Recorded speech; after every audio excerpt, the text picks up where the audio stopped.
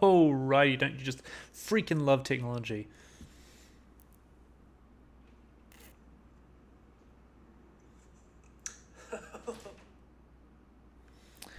Okie dokie. Well, what a way to jump on and lose.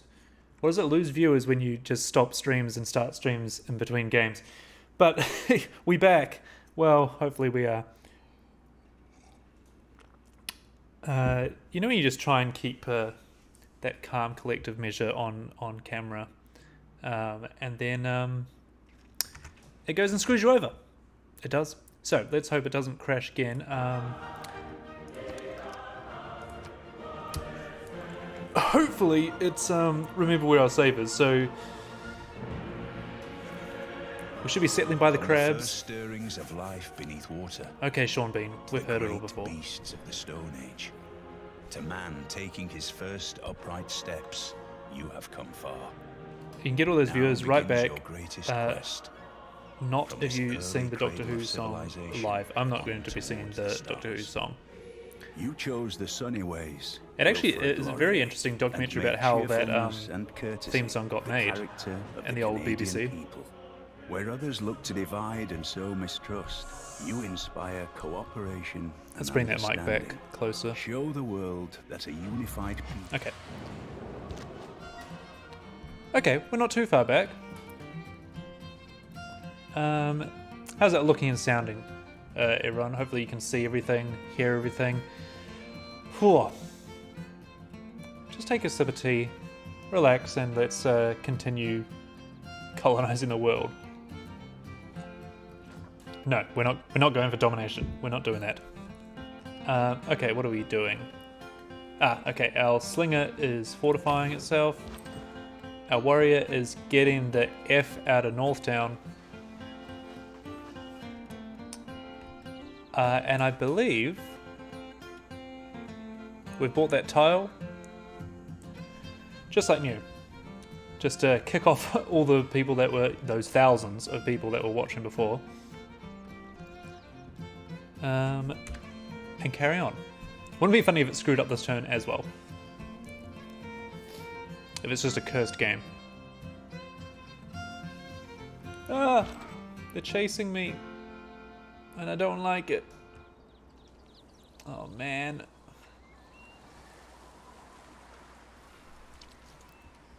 Save. Yes, I'm just going to save every turn. No. I think autosave is every 10 turns, but sometimes 10 turns can be a world of difference in Civilization. Oh, I don't like that these guys are following me, and I'm just going to fortify them. They're going to attack, aren't they? At least fortifying, I have a little bit more defense. If they get killed, they get killed. 228. Does that mean I've spent the gold? Yes. This clan is already bribed. Imagine forgetting that, and then they just come down in their full force to attack me. Ooh, horsies. These will be useful later.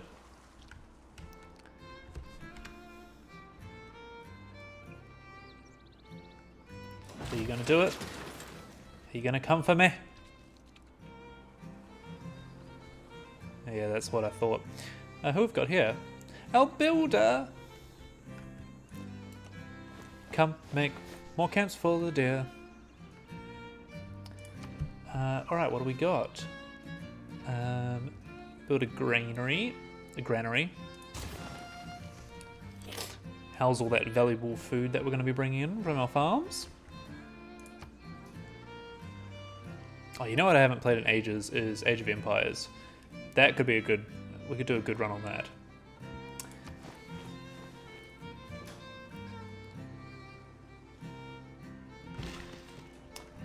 Yes, build a camp, please. And also, let's research sailing so we can get in on these crabs.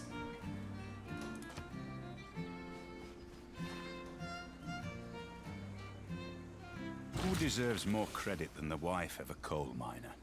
Oh. Sean Bean coming in with the hot quotes. Alright, let's go build our last camp up here. Oh, sorry, we've got 2 more builds, don't we? A camp, and then... I think we can build something on the horses. Yeah, because we've got animal husbandry. That might be useful. Usually catching crabs is a bad idea, but not for dominating the world. Don't quote me on that. What do we got? Technology. Masonry, astrology, sailing, and writing. Well, yes, we want sailing, don't we? Pretty much straightforward there. Still interesting that we've only run into one other civilization. I imagine Europe is going off the hook at the moment. If it's true start, everyone will be like fighting for their freaking lives over the continent over there. These guys haven't attacked me yet, which is interesting.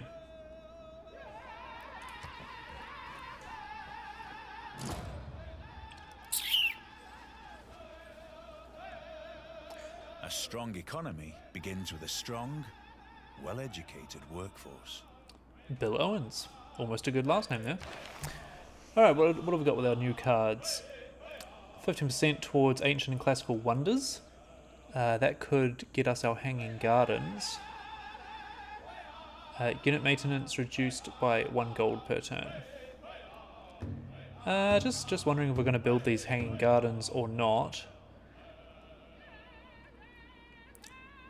Look, I think we've got other things to focus on. You know what? Let's go for it. So once our granary is done, I reckon we're going to build the hanging gardens in Ottawa. As long as no one else is building them first.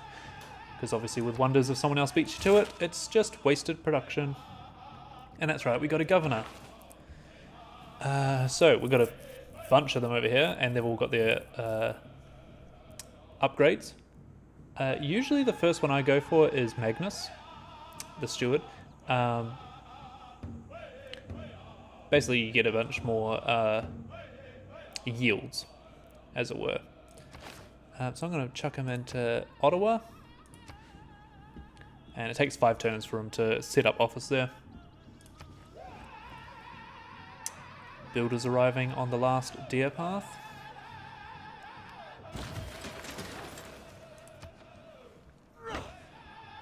Nicely done.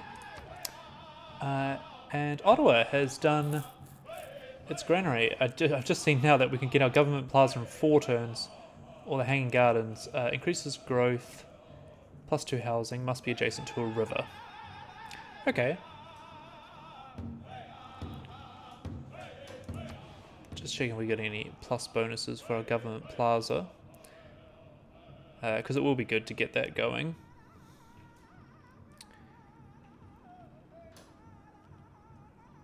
You know what? Let's go for the wonder. And let's build it. What do we got here? Definitely not these ones. I reckon right next to the lake. That could be cool. Yeah, let's go right next to the lake. So start construction on that. Now warriors are almost full healed. Builders, let's get you to come over to the horses. And let's see if we can afford to buy that tile. 90 gold? Yeah. Do it. Hey, Poundmaker, help me out with these barbarians.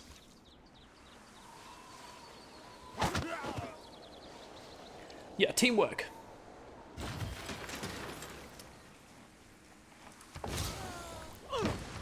Nice. Oh, we'll put the horses inside the pasture. Come on. What have we just built here? We just did a monument. Oh, maybe we could build a government plaza in Hamilton. That could be interesting.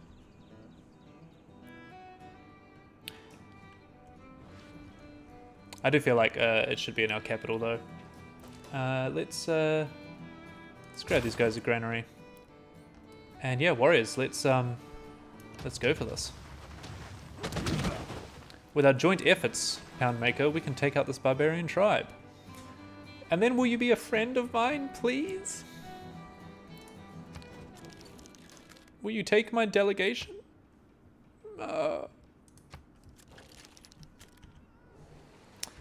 Well, I'm not going to say screw you because I need his help right now, but yikes. 4 turns to sailing. Means we need another builder out there shortly. Alright, let's go. Let's take them on.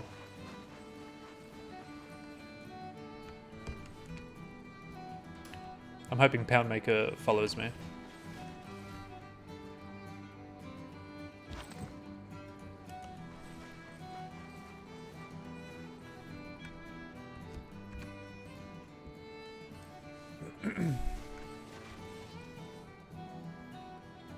We're expanding quite nicely, It is actually. not that life ashore is Woohoo, distasteful sailing. to me, but life at sea is better.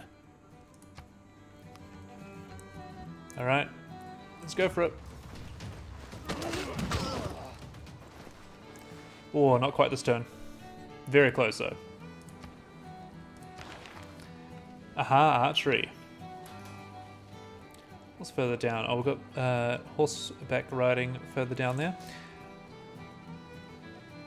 I want to get, yeah, let's get writing, bronze working, and then archery.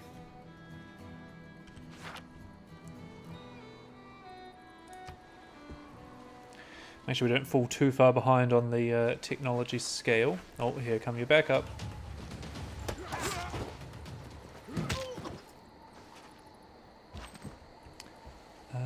Yes, you can move here. And can you raise it this turn as well? Nice.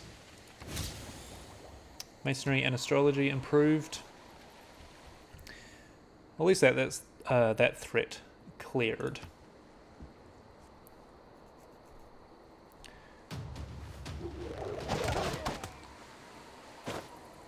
I was hoping that didn't take them out that turn. Oh, it's a scout as well, of course. He's probably not looking too great now, is he? Nope.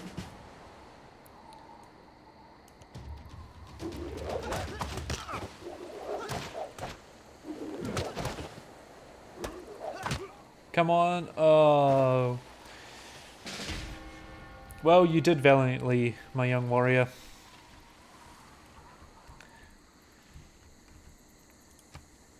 I'm pretty sure they can't come down without crossing my borders, so at least I hope they don't make another tribe up there. Oh, Ancient Era ends in 5 turns. And we are not looking good for a Golden Era. Whoops-a-daisy.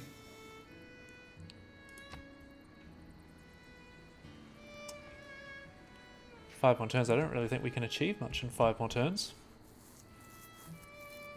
I don't really have a lot going on now that we've got no people out. 3 turns. The ascent to the highest story is by stairs, and at their side are water engines, by means of which persons, appointed expressly for the purpose, are continually employed in raising water from the Euphrates into the garden. Wonderful. Look at that. It even opens out into the lake. Beautiful. Yeah, see down bottom corner, we're still like a whole cycle away from a golden era. We only just clicked over to normal. Goodness me. That's the positive aspect of trade, I suppose. Oh, new policies. Caravans +2 from trade routes. And 100% production towards ancient and classical naval units. Well, I'm going to say that because the barbarians are gone for now, we might switch to that, and we will switch to the trade routes when we have one running. Otherwise, and actually now that we've built the Wonder,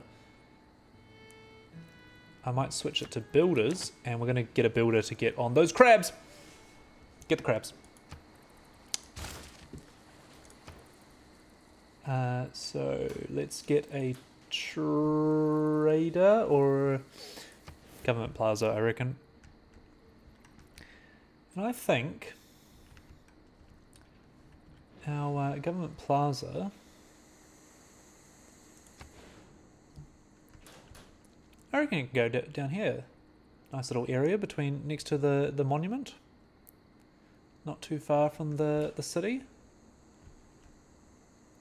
Or should we go next to it?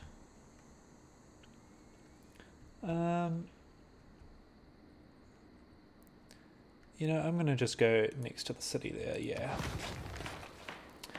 Work away on that. One turn away from a granary in Hamilton, and then we can knock out a builder there. Definitely building a campus next to those hills. Ancient era ends in 1 turn. That's okay. We're going to get a builder here.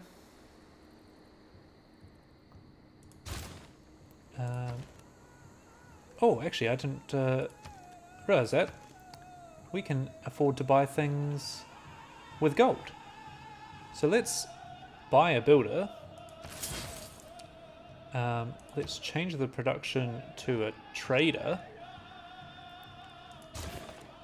Can we buy anything else? No. Not until that builder moves. Which means, can we buy something here? No. Okay. Always good to check that. But that's good, because now we've got to build that 1 turn. What is it, like 2 turns left in the ancient era? Oh, there we go. The world enters the classical era. Writing means sharing. And I believe we are normal. And it looks like Poundmaker is normal as well. So you can either be Golden Age, Normal Age, or Dark Age. You don't want to be in Dark Age. Okay, so we can make a dedication for the classical era. I'm just quickly skimming over these here. I feel like we're going to be building a couple of specialty districts, so I'm going to go with Monumentality.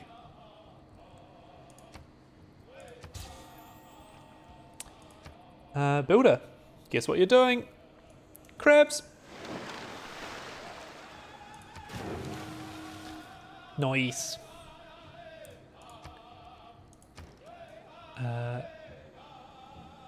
Oh, we can build this trader this turn, rather than 6 turns. Yes, please. Make sure we don't go broke without 4 gold remaining. And that also means I will... Oh, yes. Let's get to work on this campus. Oh, I can't build it here because he's on the way. Wonder if I should wait a turn. Yeah, I might just wait a turn. In the meantime, let's get a galley out, I reckon. So you're gonna move out of the way?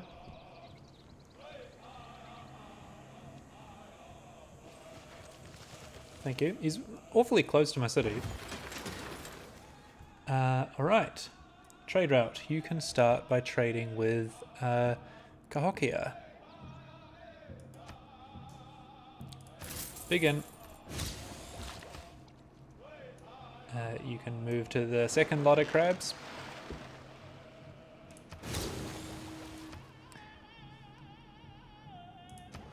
And what is up here? Let's check out gold first. Nope. Can't buy anything with faith just yet. Campus in 5 turns. My gosh. +2 bonus, +2 bonus.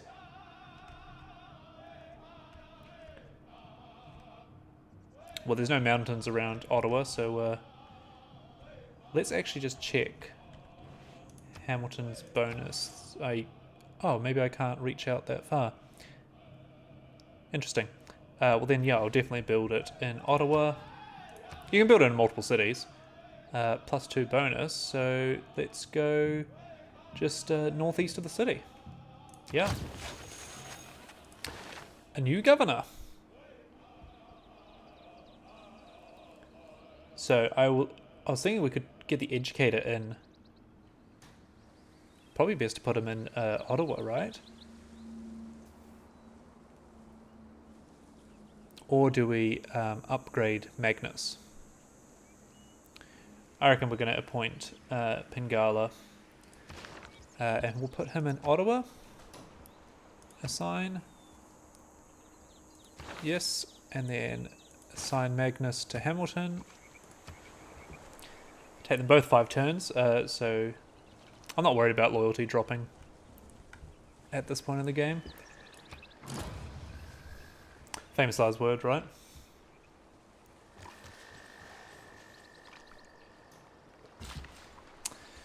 And Builder, you can come down for your final fishery. Oh, next turn maybe.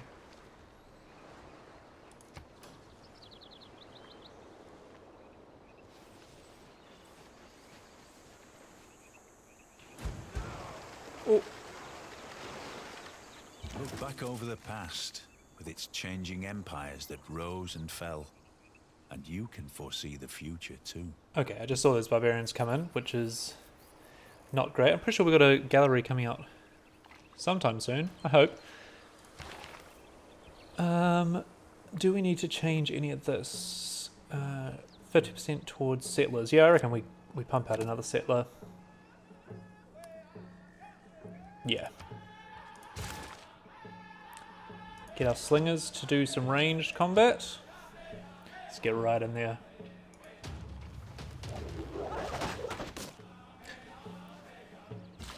Didn't do much damage at all, did it? 2 turns to our galley comes out. Build our final pasture. Oh, sorry, fishery. Alrighty, what do we got here? Settlers. What's this? Catan? Love Settlers of Catan. Alright, well, I reckon we head towards something like Recorded History, Defensive Tactics. I think we should grab Military Tradition though. So let's go Military Tradition. Recorded History, Defense Tactics. Yeah. Oh, and another governor point. Well, we don't have a 3rd city, do we? We could always put, where is she? Amani. She can be sent to city-states, but I think let's promote the educator to +1 science for each citizen in the city. Ottawa can be our science capital.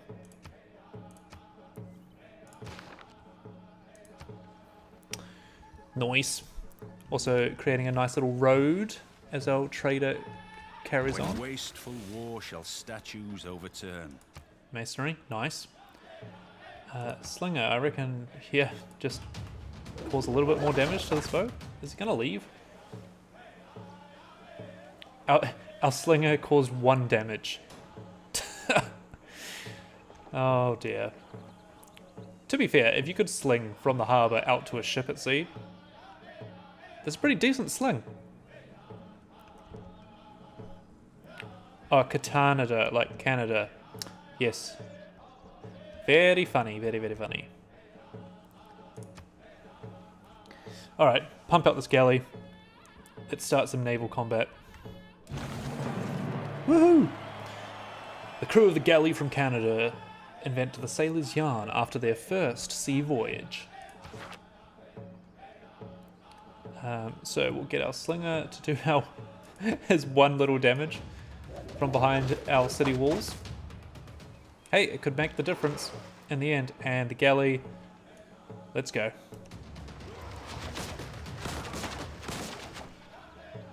Surely that's a bunch of damage. But okay, just sail over the grass. That's fine. Oh, pretty evenly matched there. Interesting.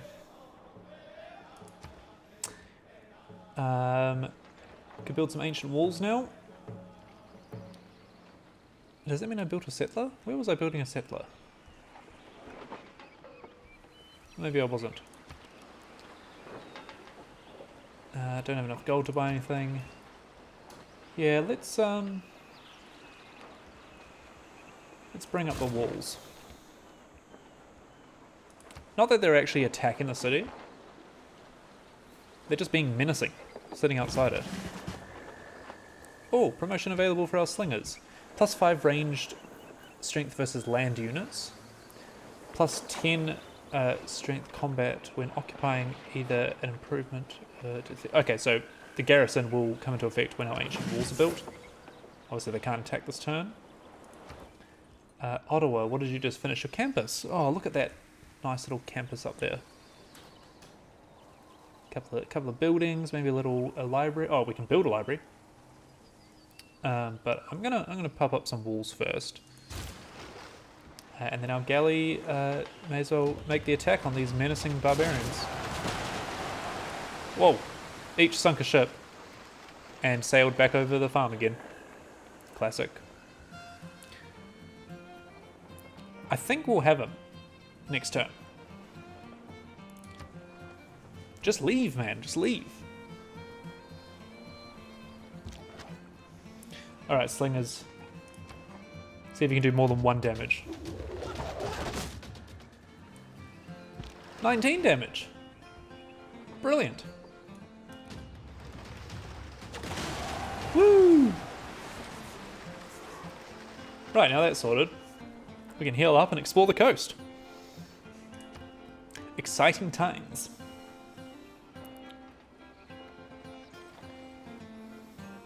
Bronze is the mirror of the form, wine of the mind. Interesting quote there.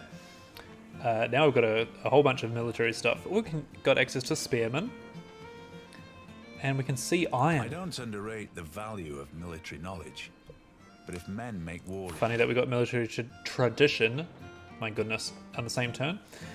What have we got? We've got maneuver, 50% production towards ancient and classical era heavy and light cavalry units. I mean, look, we're not at war with anyone right now. We'll save that. Is there anything we can swap it out for, though?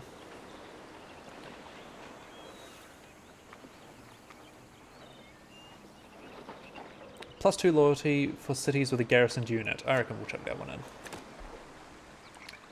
50%. Oh, that's why I put it in there. 50% towards settlers. After the walls go up, we'll pump out another settler. Gus. Slinger, you can be alert. We can promote our galley. +7 combat strength or +1 movement. Ooh. I'm going to give it movement for now, I reckon. Heal him up, and then we're going to send him south, I think. See if we've got old America down there. Okay. Let's get some rice bonuses down there. Well, that's a thought. Where are we going to put our our third settlement? Oh, iron. We've got iron up there to the north. That'll be helpful. Anywhere else we can see iron? Not at the moment. That's right. Trade route almost successfully done. Or one run. I think they do a couple of runs before they're complete. What have we got here? I reckon let's go on the inside. Oh! Another barbarian and another city-state. La Venta. Cool, cool, cool.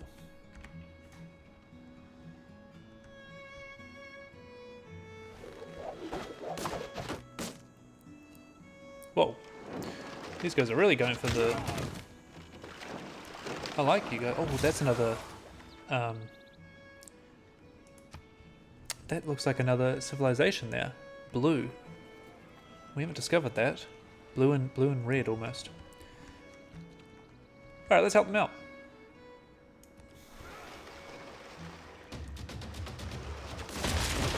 Woo! No worries, La Venta. We got your back. They've got a chariot unit, heavy chariot. I kind of want to see who's here. Maybe we should go up the Gulf of Mexico. Oh, that's a lot smaller than I thought it was. I thought there must be what's called Florida. Okay, maybe we don't have America in this game.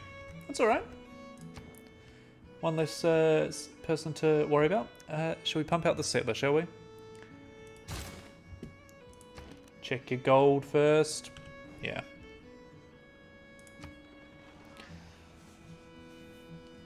Need a trade route happening from Ottawa as well. Yeah, let's go up and around. There they are. Scoundrels of Tenochtitlan.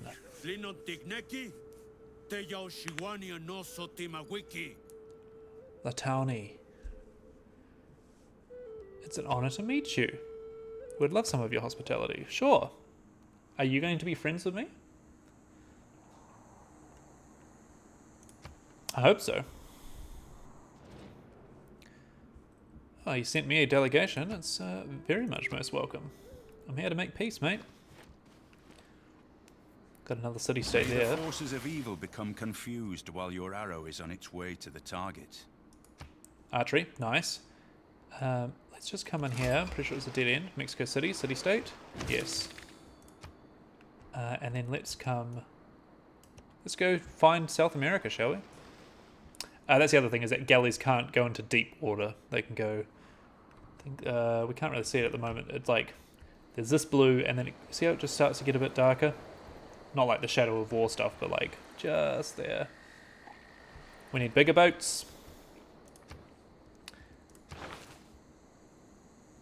Which, I'm not too fond of getting astrology. It's 2 turns. Let's get it. Let's grab it. I'll definitely be heading towards currency and engineering, but I want to find out what this is first.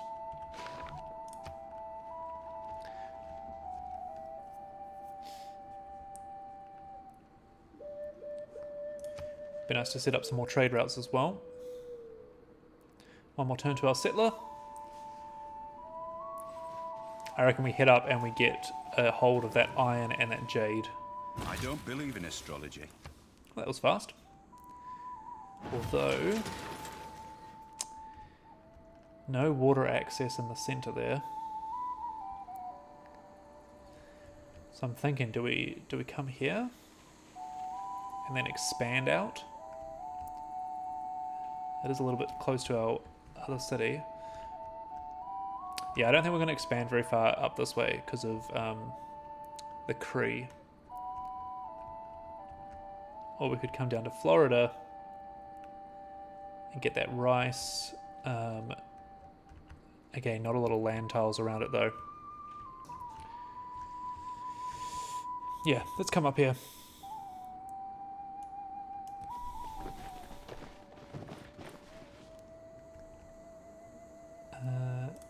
Go to our science tree.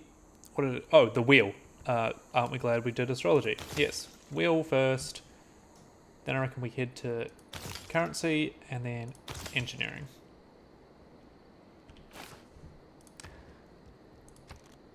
Ottawa. I think I felt like I needed a builder for something. Definitely, well actually yeah, definitely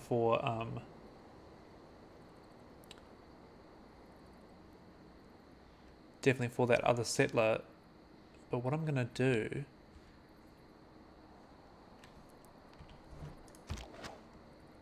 is I'm going to upgrade my archers first. So you can upgrade your slingers to an archer.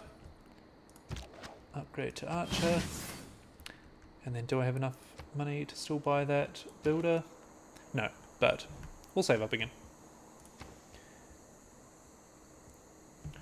We could build the Temple of Artemis. But I think I'm going to build the library first, improve my university, or campus as it's called. Oh, it sounded like fighting. Aha! These guys aren't going to be a bother to me, so that's fine. We must be circling around, what is it, Brazil? The Ghostfish clan. That's pretty cool.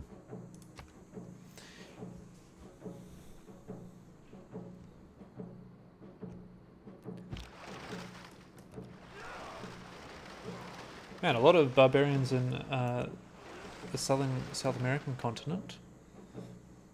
It's just the scouts, but I wonder if we'll find any other nations down here.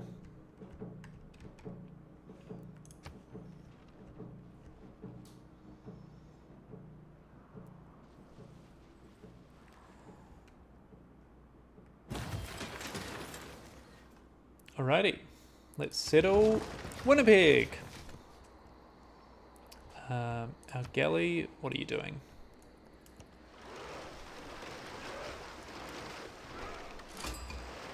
Oh, Candy. Another city-state. Hamilton. You can start building.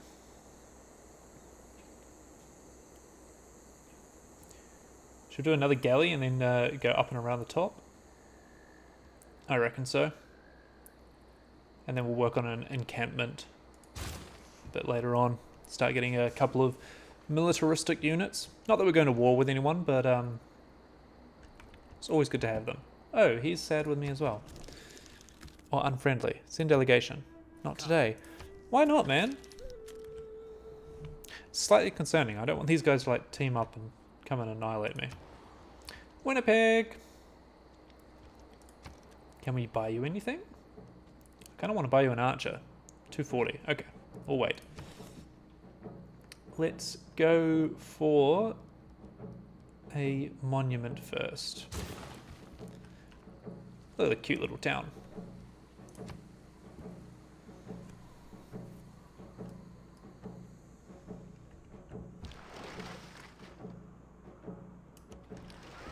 Carrying on our voyage around the coast.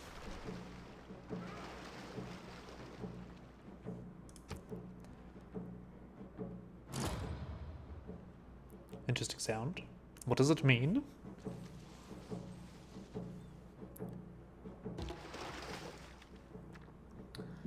I guess the other good thing about city-states is you can levy their army. Oh, barbarians. Oh, and a new nation. Aha. É uma honra conhecê-lo pessoalmente. Parece que mentes brilhantes se atraem. Well, hello. Good day. It is an honor to meet you in person. It seems great minds do attract each other after all. Pedro II. From Brazil. I'd love to sample some of your hospitality. I might actually send you a delegation. Ah, a friend, finally. Magnificent beard. He does, doesn't he? Also, look at the jewels. Very showy. But that's okay. We're not here to make enemies at the moment. Got a stalemate happening here. Dude, he is flirting with you. I mean, we do have crabs. Who wouldn't?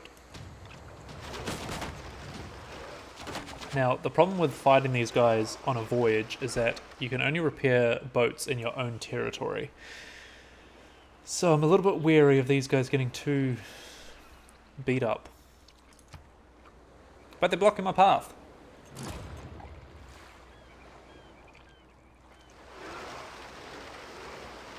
And, whoa, okay. Don't reinvent the wheel. Just realign it. There are a couple of bad bodies here.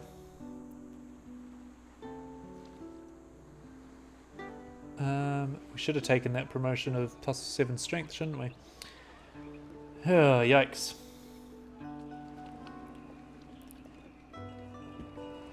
You know, I'm just going to... I reckon let's head out. See if we can go around them. Ottawa, what have you done? You've just done your library. Oh, look at it. Isn't it beautiful? I can't zoom in anymore. Nice little blue roof. Get yourself a watermill. I'm not going to move there because he's going to attack me. I'm just going to skip. See if he goes around. What you doing?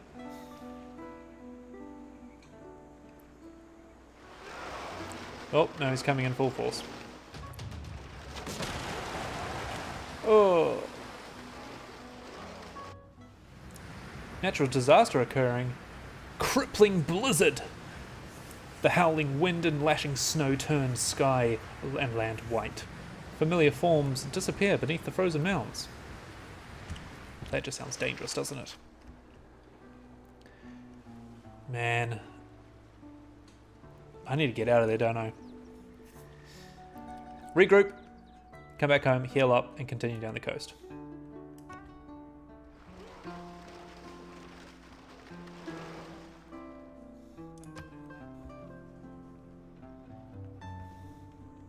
I wonder if I can trade my... oh, look, he isn't happy with me. What am I doing wrong? Let others say what they will, but the real flourishing of classical era culture began with the discovery of recorded history by Kanada. History is the version of past events that people have decided to agree upon. Interesting take. Okay, so what have we got? I mean, we've got no green or purple tiles to use in chiefdom. Actually, yeah, how far? I wonder how far we are away from unlocking a new government style. We can get rid of... Okay, we can get rid of this card now, because we don't need another settler right now. Oh, here we go. +2 gold from trade routes. That'll work just fine. And I don't think there's going to be anything... +5 strength when fighting barbarians? Yeah, I'll chuck it on, because we're going to go back down there. We all know it. Governor! We do have a third city, don't we? So, what do we got? We got the Cardinal, the Surveyor, and the Financer. Oh, we also have the Castilian, but I'm not really sure our northern city, Winnipeg, needs it.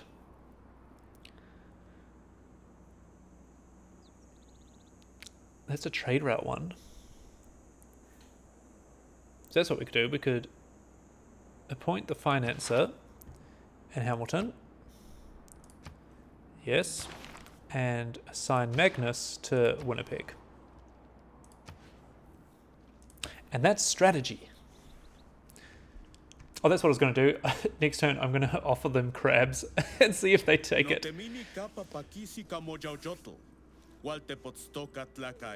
Okay, does that mean you're happy with me?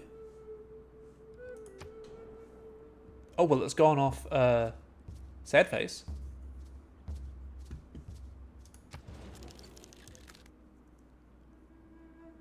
Hey, man. Can I send you a delegation? Ooh, how is your delegation in place of honor? Your gifts are a kind tribute. Well on the road to success. Hey, Pedro. Would you like... Oh, I can't give him crabs. Bummer. And they're not even a luxury resource. Oh, what has he got? Coffee and cocoa. Coffee? Oh, he will not part with coffee. What about cocoa? Nope. Never mind. Keep your luxuries.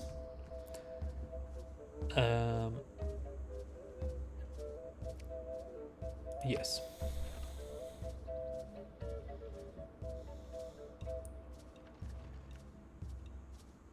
Oh yay, green smiley face. Montezuma. Love it. Alright, can we put a archer in Winnipeg?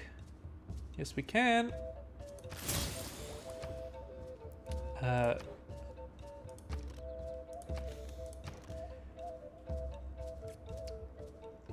And in Ottawa, what do we got? A couple of units here. Let's just close all these. Okay, districts and buildings, can't go anything. Wonders, I don't think we should focus on another wonder at the moment. Just seems a little bit too much. Another settler. I am a little bit worried about getting shut into this little corner up here. So maybe we could... I kind of want to build down on this little peak here, but I'm just concerned that there's not a lot of space to build around it. Like, all the decisions. And then otherwise we could come up here, but this guy's already cut it off. Interesting. I reckon build it. Let's get some of that iron going. Which can I... Oh no, I've only got 20 gold. I won't be able to afford that tile.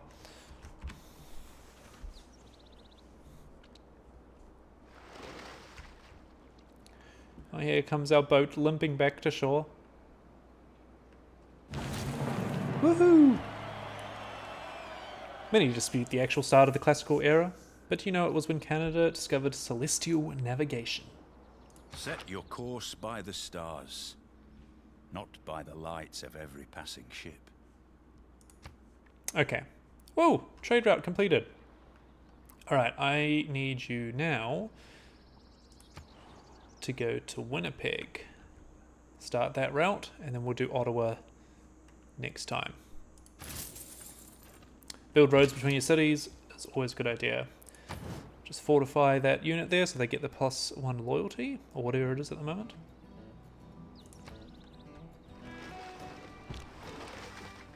You can rest and repair.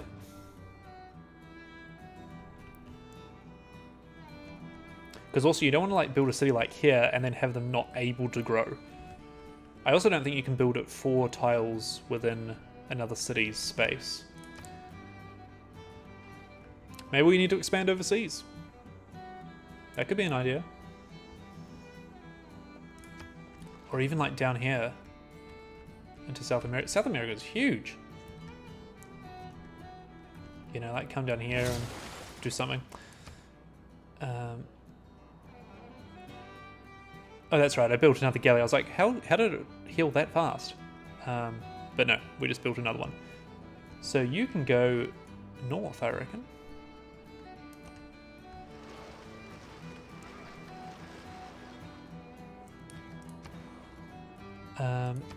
Cool. What have you got up for offer, Hamilton?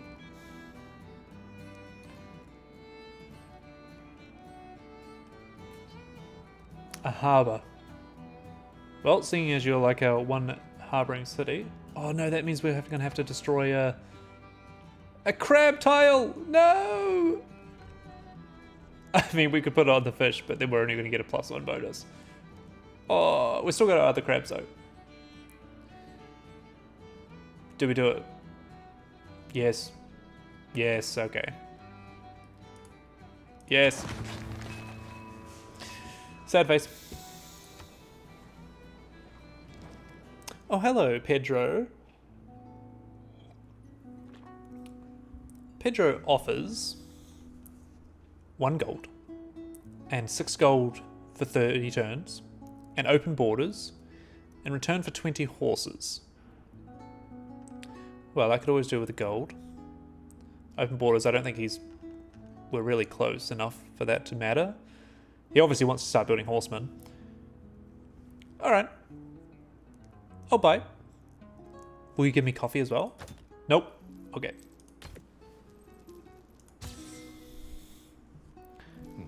Progress demands sacrifice. Oh yes, in regards to the crabs. They were the foundation of our civilization. But we grow from the crustaceans.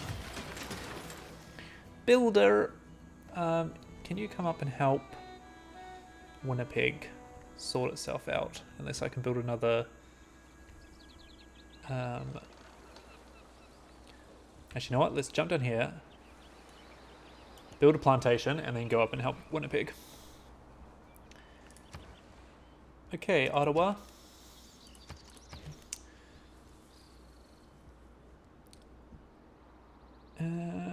Cool. What does Great Library give us? Some science, a great scientist and great writer points, and 2 works of great writing slots. But where to put it is the question. We don't have a lot of space. Yes, maybe behind the campus. Yeah, why not?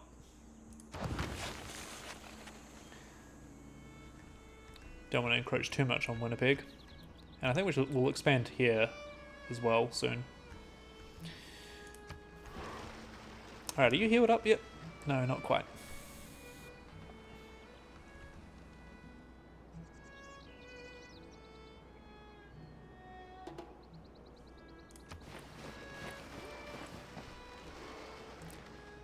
just keep an eye on our friends heading north. If we could go up and around, discover the west coast, that'd be cool. Because I don't believe... No, there was no gap through here. One of the wonders you can build is the Panama Canal.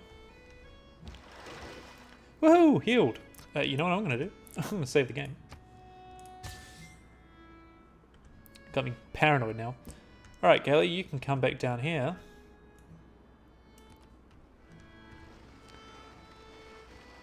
And we'll continue our expedition around the coast. Plantation from you.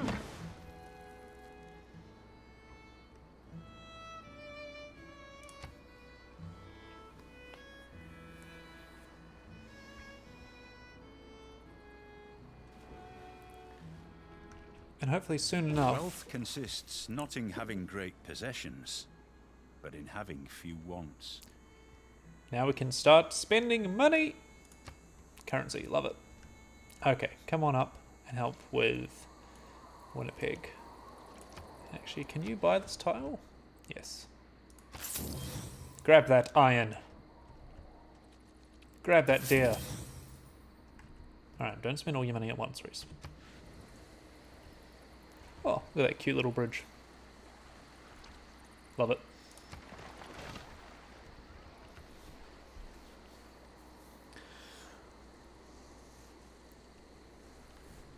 Ooh.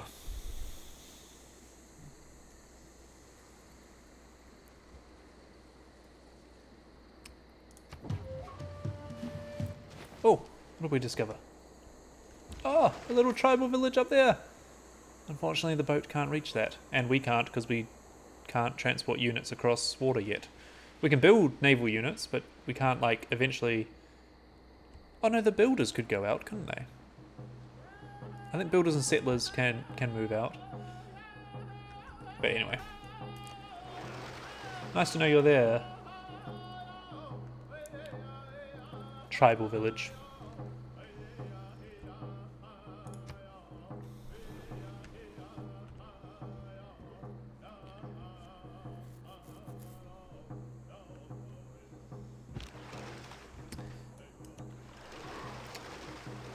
I was going to say, please don't make it a dead end up the top. Gregorian Bay. Maybe that was the ocean there. I thought it was going to be a big lake.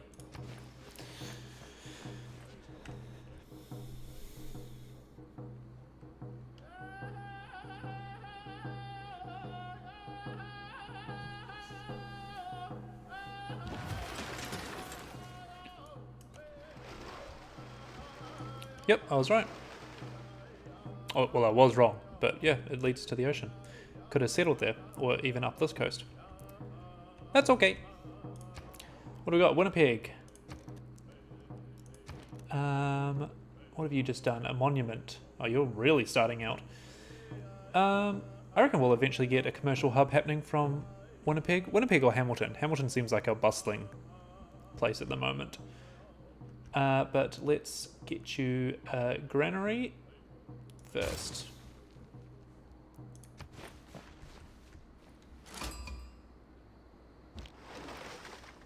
Oh, nice. Who do these guys belong to? Kumasi. Doesn't mean I can't pass by you. I think, yeah, see how the water turns dark there? I don't think I can actually go around, which will be annoying. Hopefully they move so I can continue.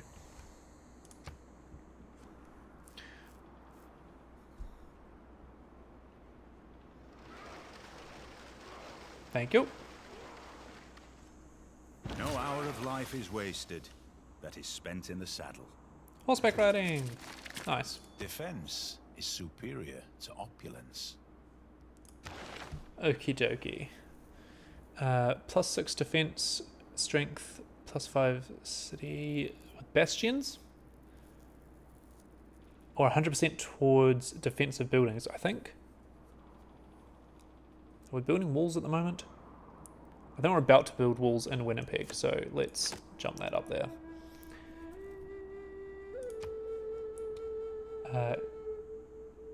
Yes. Let's continue having a look around the north here.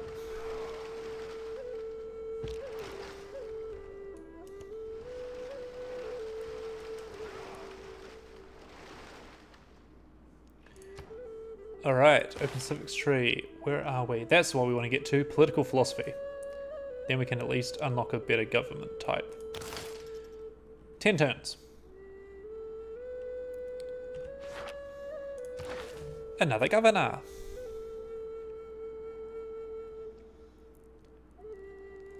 Oh yes, we definitely want a harbour master for when we build our commercial hub down in Hamilton.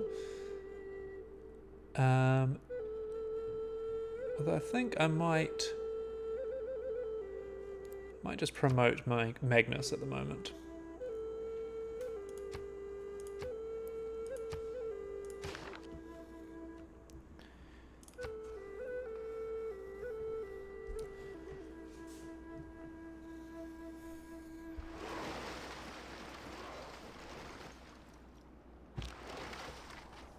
Okie dokie.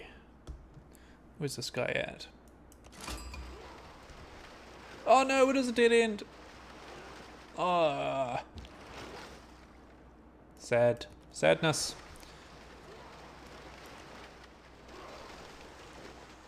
I think that's still Brazil, right? Yeah. Okay, interesting. So we can't go up and over unless we really... I doubt it. But we may as well keep discovering.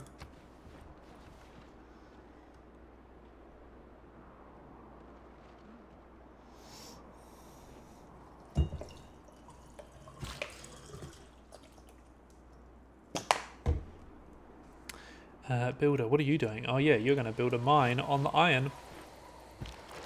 Get that resource happening. You can come back around the north. That's disappointing.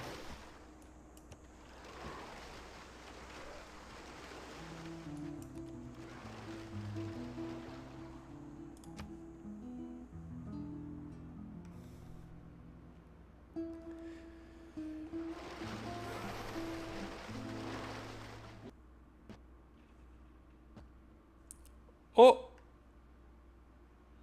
Well. It looks like the game just freaking crashed again. I have no idea why that's doing that. Well, I think that's a sign for calling it a day, I reckon. Yeah. Let's jump to this. No, yeah, you said save, but then it... oh, no, I haven't even done the correct frickin'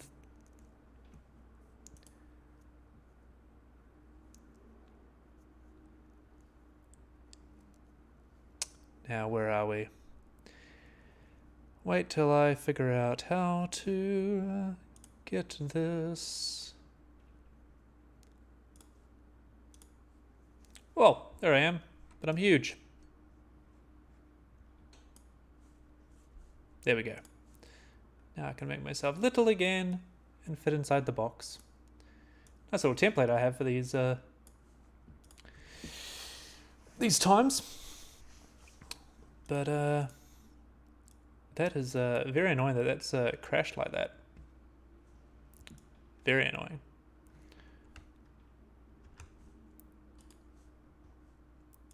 Make myself just a bit bigger so I can fit in the actual box.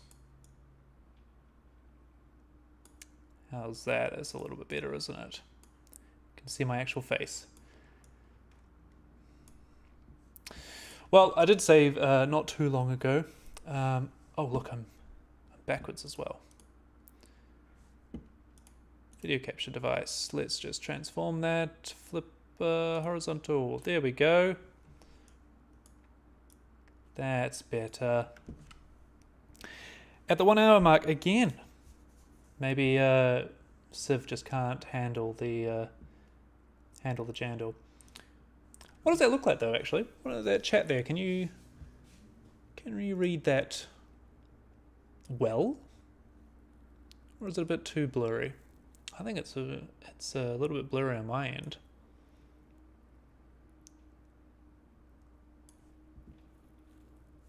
Let's while we're here, we may as well do a bit of tinkering around. Let's get some of this going.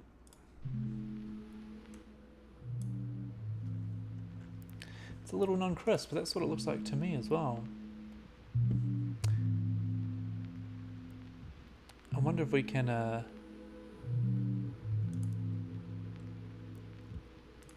improve its resolution or something.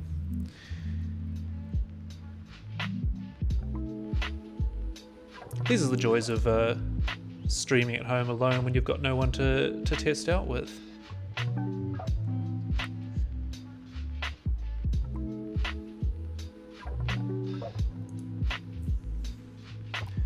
What if I just bring it in a little bit and then make it a bit bigger.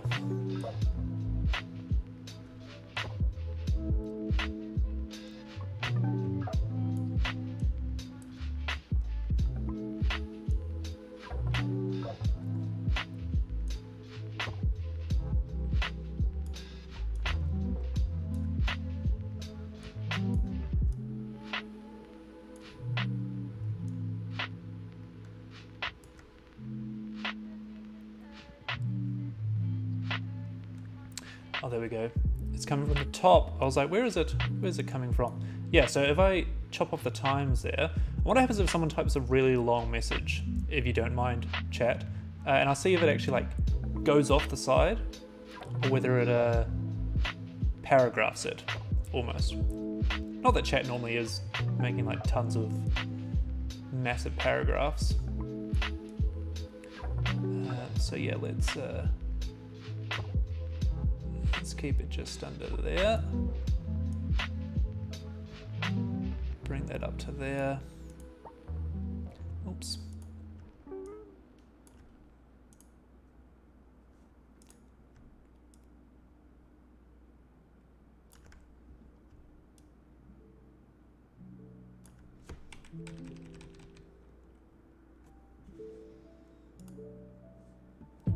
There we go, that looks a little bit more tidy, doesn't it? And I wonder if that's actually done the same thing. I've set up a nice little web browser one. Oh, a long message.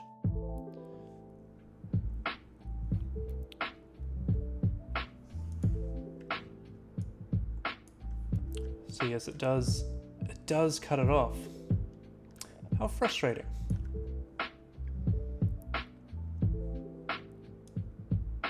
Because if we make it the size of that, then it's going to... Oh, yikes. Max characters, yeah. Yeah, it does paragraph it, but then we've got to go back to our little small version.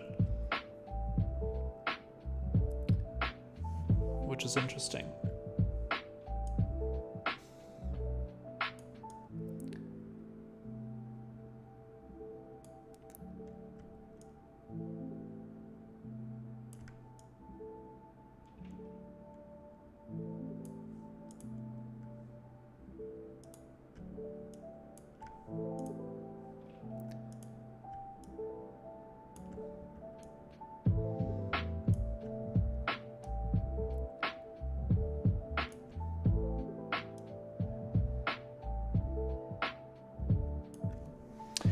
Well, that is interesting. Maybe I will need to redesign the box to be just a little bit bigger.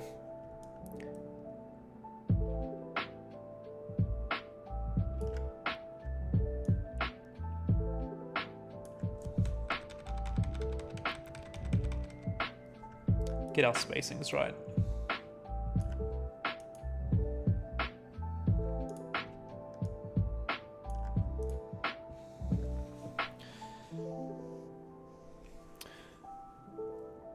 Jump over to my monitor, make sure I can see how everything's going.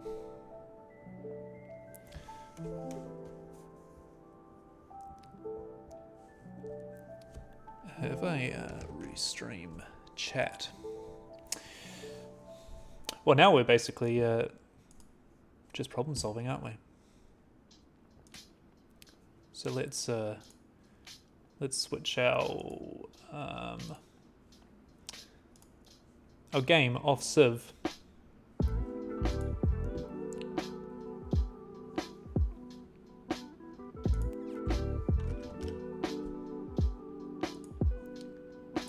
There we go.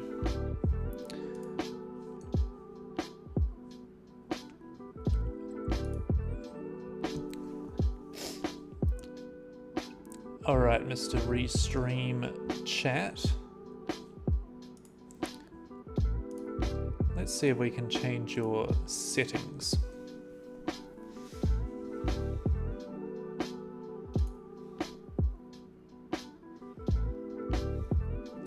Maybe we can make the text bigger or something. Here we go. Appearance.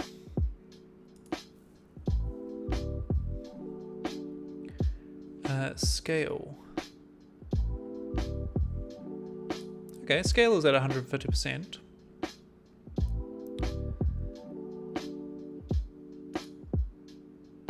Oh, here we go. What do we change it off compact mode?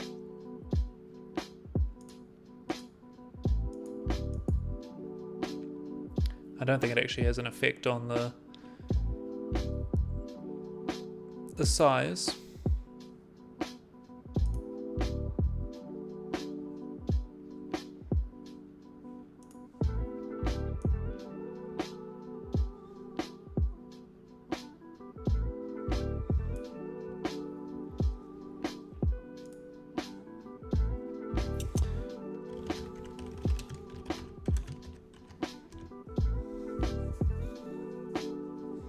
There we go. Wonder if that came through.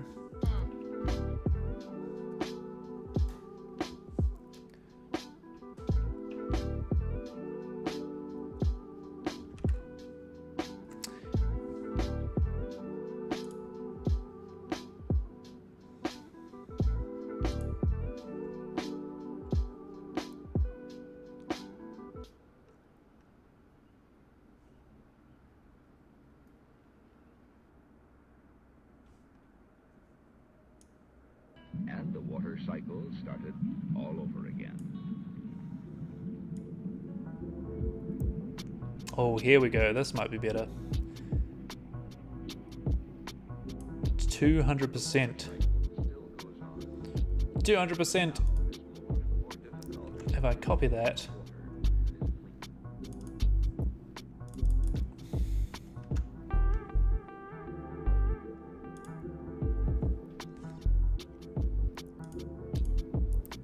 And now let's try that, shall we?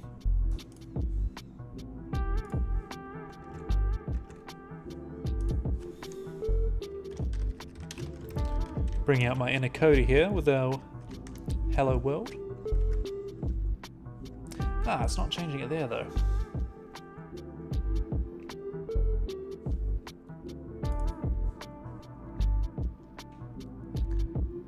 What do we make it?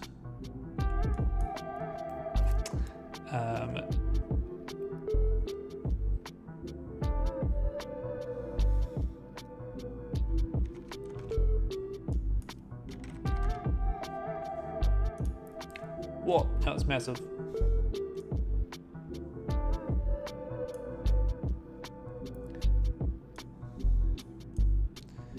Yeah, it loses a lot of clarity when it gets made to be small.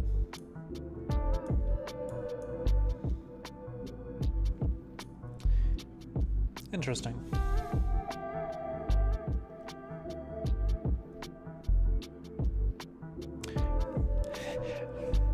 Thanks, Jed. This is a long comment. It took me a while to write it, so please read it out loud as we test the really long messages on the stream, which was pretty fun.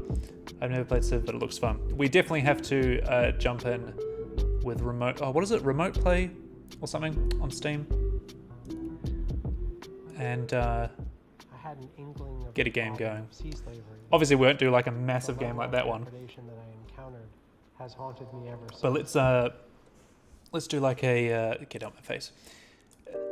You know, like one of the smaller maps you can choose is called dual, and then I think it allows like a max of remote play together. It allows a max of 4 civilizations in total, so it'd be like us 2 and another 2 civilizations. Gives you the option to like bump into people, other than the other person playing. But at the same time, it's what do you call it? It's fun because you still get to play against AI. Right, let's try and make this chat box a little bit smaller. You know they're out there, don't you?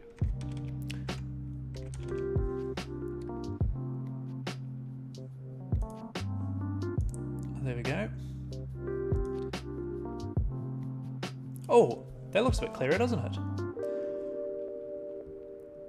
You can just put the stream chat down to your face. Definitely. I think it's now clicked on that it can be bigger. So if I take that, change it to 900, makes it a little bit bigger.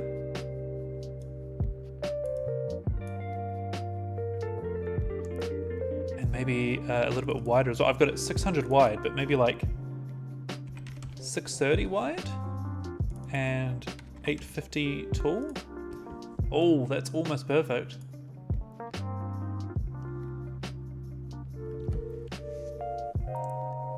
The stream is ready to display messages.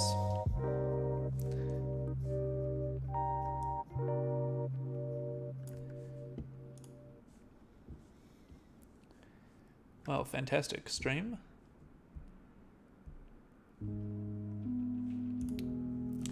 Hopefully that means they continue to show up like that. I think I can also, while we're here, change the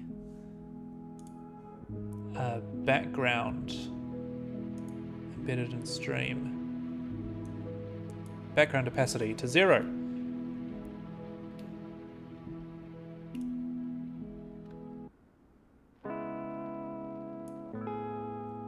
So is there a save?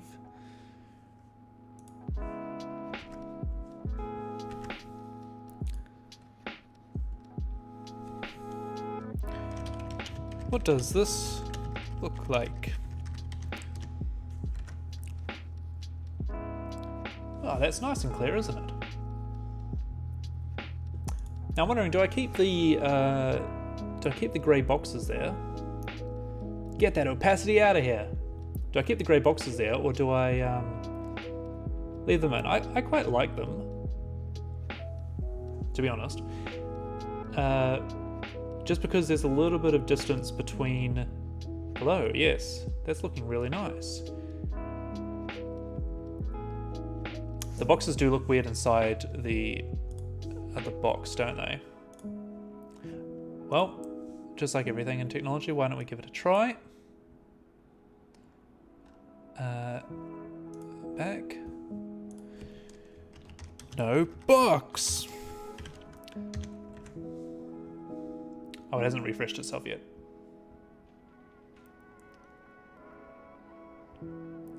Try chroma keying them out. That could be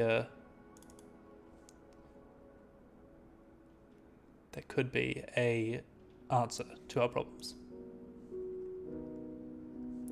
Yeah, Restream lets you do it natively. That's what I was just trying. It doesn't seem to have done what I wanted it to do, though.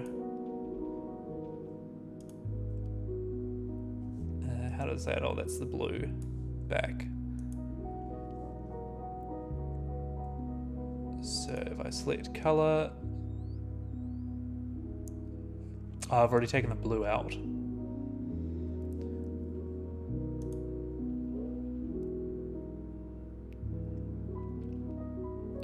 Yes, interesting. So that's the blue back there,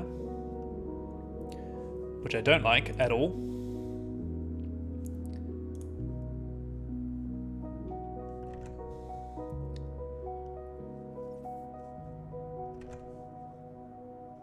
There are two different shades of blue, though. Which I think will muck around with it a little bit. Background opacity 0. Oh, there's different themes as well. Assassin's Creed Odyssey, Minecraft, World of Warcraft, PUBG. Oh my gosh, I could have a lot of fun with this. Message alignment top. So if I go bottom. Bottom? Oh, it hasn't, maybe it hasn't refreshed yet. I wonder what happens if I leave the page.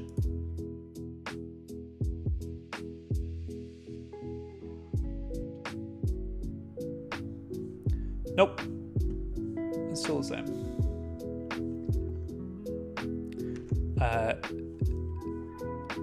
Our test 2 could be copy the new URL.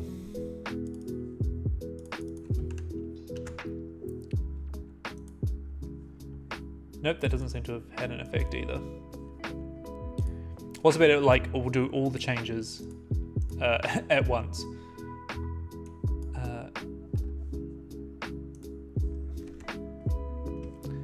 And let's turn that chroma key back on.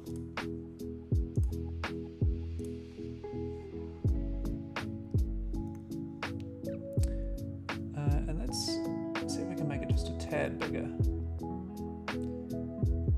So it's like aligning with the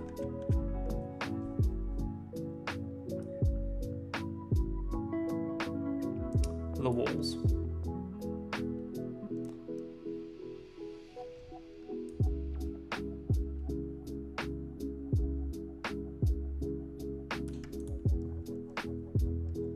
No, I don't like that.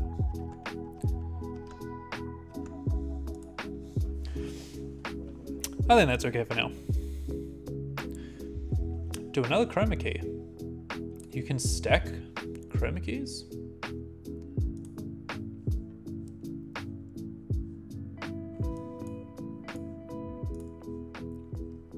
I can match the gaps between the messages with the same width on the sides.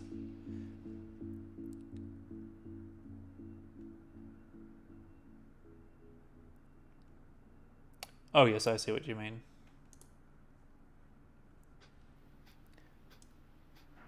Have it like that kind of thing, and that, and then we'll just bring this one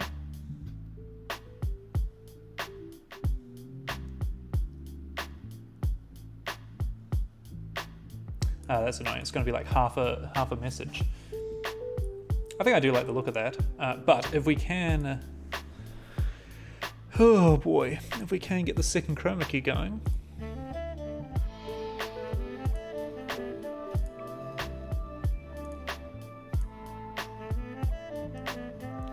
Select a color, pick screen color. Oh, now everything's gone.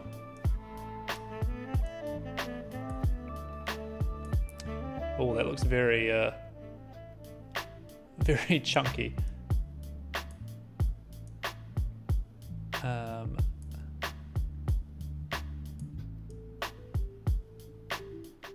Yeah, I don't know why it's gone so crazy like that.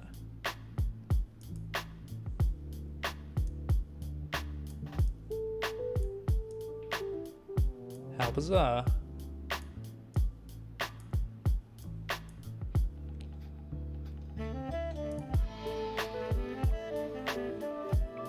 Yeah, the similarity in the feathering seem to be going a bit nuts on that one.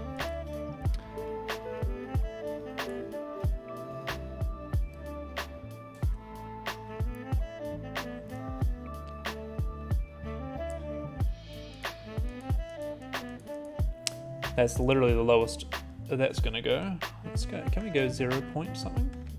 No.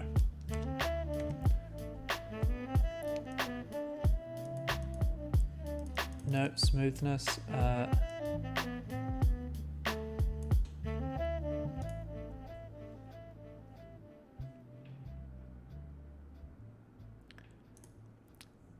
Yeah, smoothness, as soon as you go up, it just makes it disappear?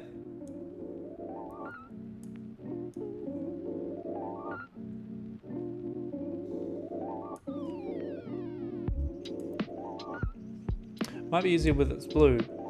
Could be. That's what we had in the original one. So we've got this blue. And then we've got our first chroma key, which gets rid of... You know what I might try, actually? I might... Oops. I might try to turn that off. And then select the color of the inside. No. How do I undo that?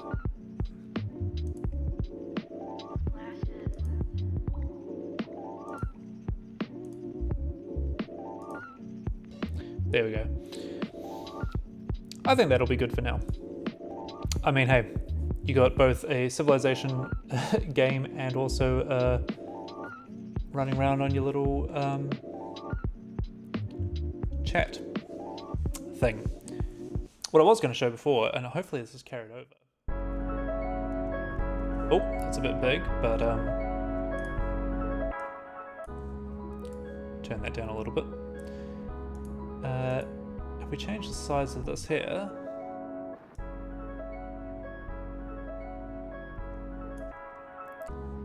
grey is on theme. It definitely is. I just need to make sure that... I guess it depends on the size of people's messages, what they, how much it fills up. Voice momentarily fades out when you transition scenes. Yes, that's probably because I need to set up the mic on both the transition as well. But this screen here is what I was going to say. If I can make that a bit bigger. Oh, there I am.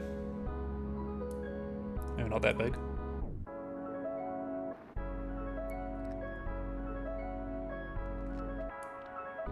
There we go. That's quite nice. And then I should be able to bring up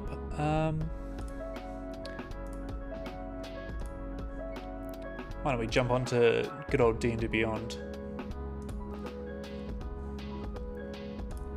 and change that Chrome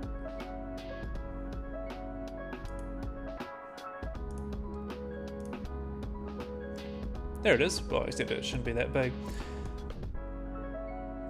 I was recording a full screen video yesterday.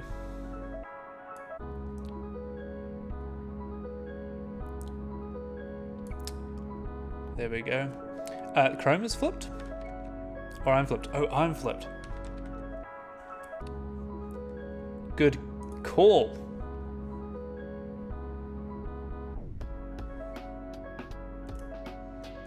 Character creation party. Oh, I'll definitely be keen for that. Let's just flip me around the right way. Fit to screen. Nope. Flip horizontal. There I am. Now let's recenter myself a little bit more. Hit me with that character concept. Well, you know what? That actually does sound like a good idea. Oh, that's annoying. I got my short intermission there. This isn't an intermission. It's just the whole thing now. But what I might do is, yeah, let's make a character. I'm still drinking out of a teacup, but I actually just refilled it with normal water. I reckon what we do now is we make a coffee, we come back, and then we let's make a character. Yeah, I'm keen for that. All right, well, let's take 5 and come back in a bit. I'll catch you then.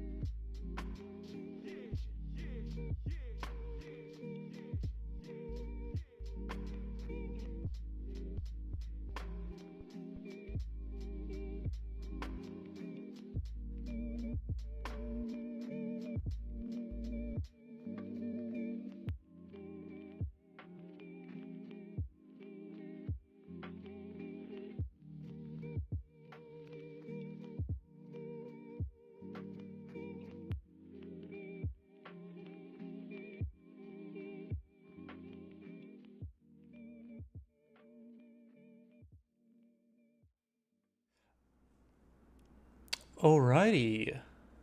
Okay, welcome back.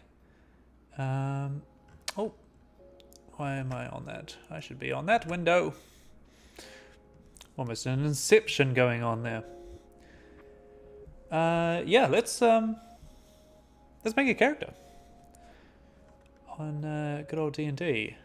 I wonder if this station has any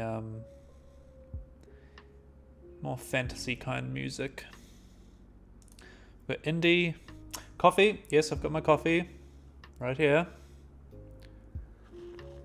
The good fuel. We've got jazz. We've got, oh, maybe classical might be a bit. Should we see what that channel has in offer to us? This is through Twitch, Soundtrack by Twitch. Apparently it's all, I hope it's all royalty-free music kind of stuff that we're allowed to play on stream.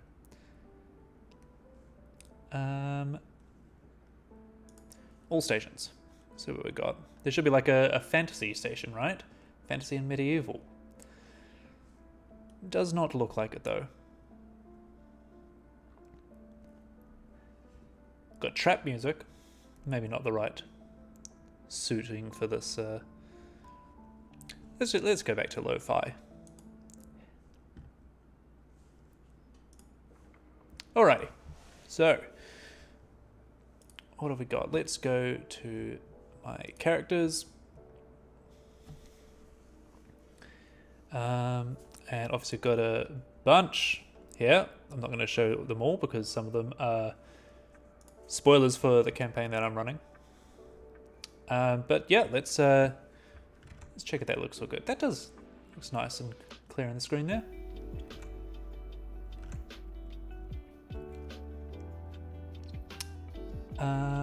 Yes. So, well, as for ideas, how do we make a character? We're obviously going to go standard. Randomize. I did that a couple of times, randomizing everything. Literally everything. Level, gear, race, class, subclass, everything. Spoilers for A's campaign character. Spoiler for A's campaign character. Not sure what that means. Gonna have to be a little bit more less cryptic there, Jed. But let's go standard build. Any ideas? I mean, if we had more people in chat, that'd be a cool thing to do as a chat-built character.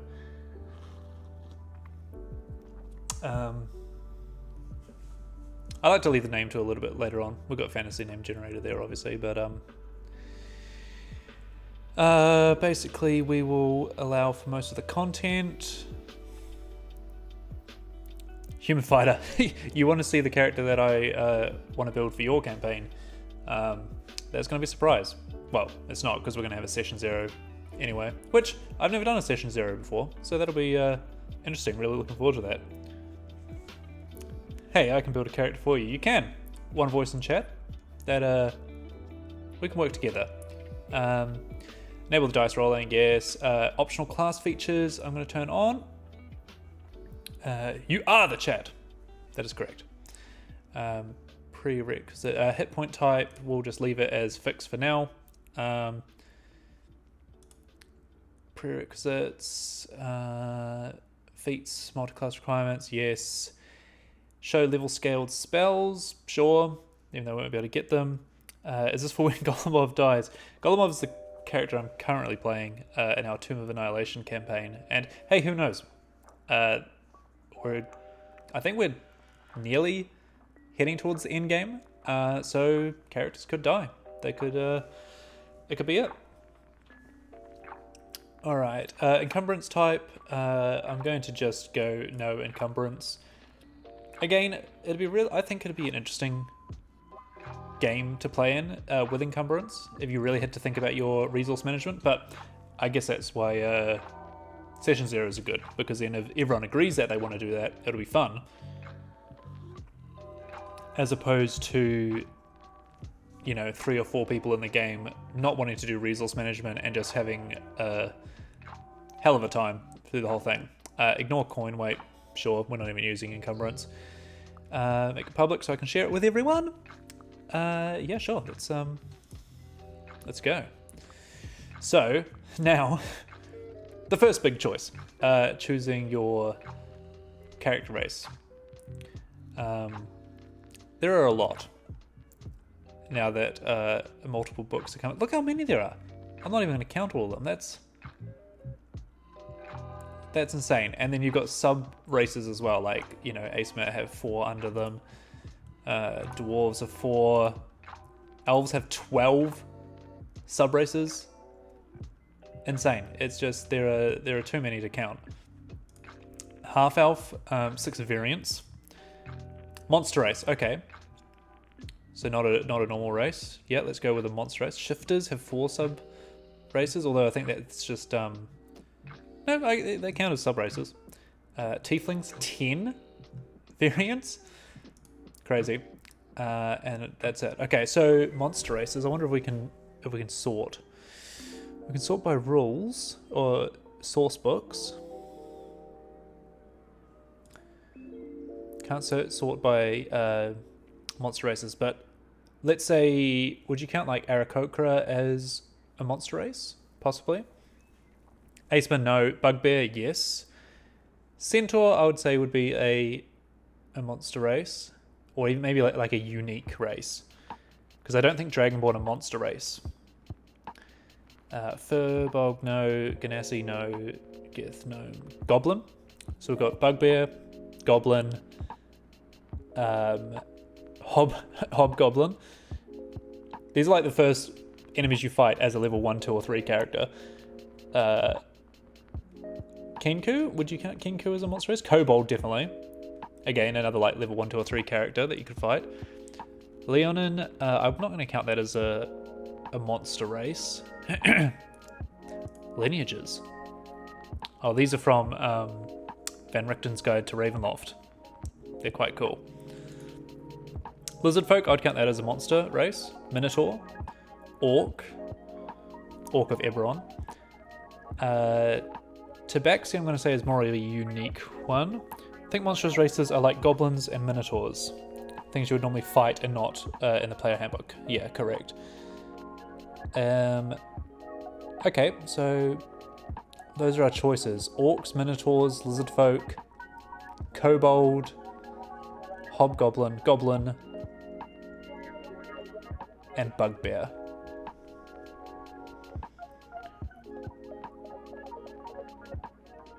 So how many was that? Just me scrolling up and down the whole time. Riveting entertainment. So we've got bugbear, goblin, hobgoblin, kobold, minotaur. I'm taking lizard folk out. You know what? No, lizard folk, minotaur. So that's 6. So why don't we roll a d6? See what we get. D6. I wonder what dice I've got on at the moment. Got a whole bunch out of the subscriptions. Sorry, the pre-ordering that you get. There we go. 4. So that was, what was it? Bugbear, goblin, hobgoblin, kobold. All right. Which is kobold. Kobolds are typically timid and shy away from conflict. Not the kobolds we fought, but they are dangerous and vicious if cornered. +2 to dexterity, dark vision, grovel. Interesting. What happens if I go to the kobold details page? I wonder what grovel does. See if we can find it. Kobold names, age, speed, alignment, languages. Oh, it doesn't tell us.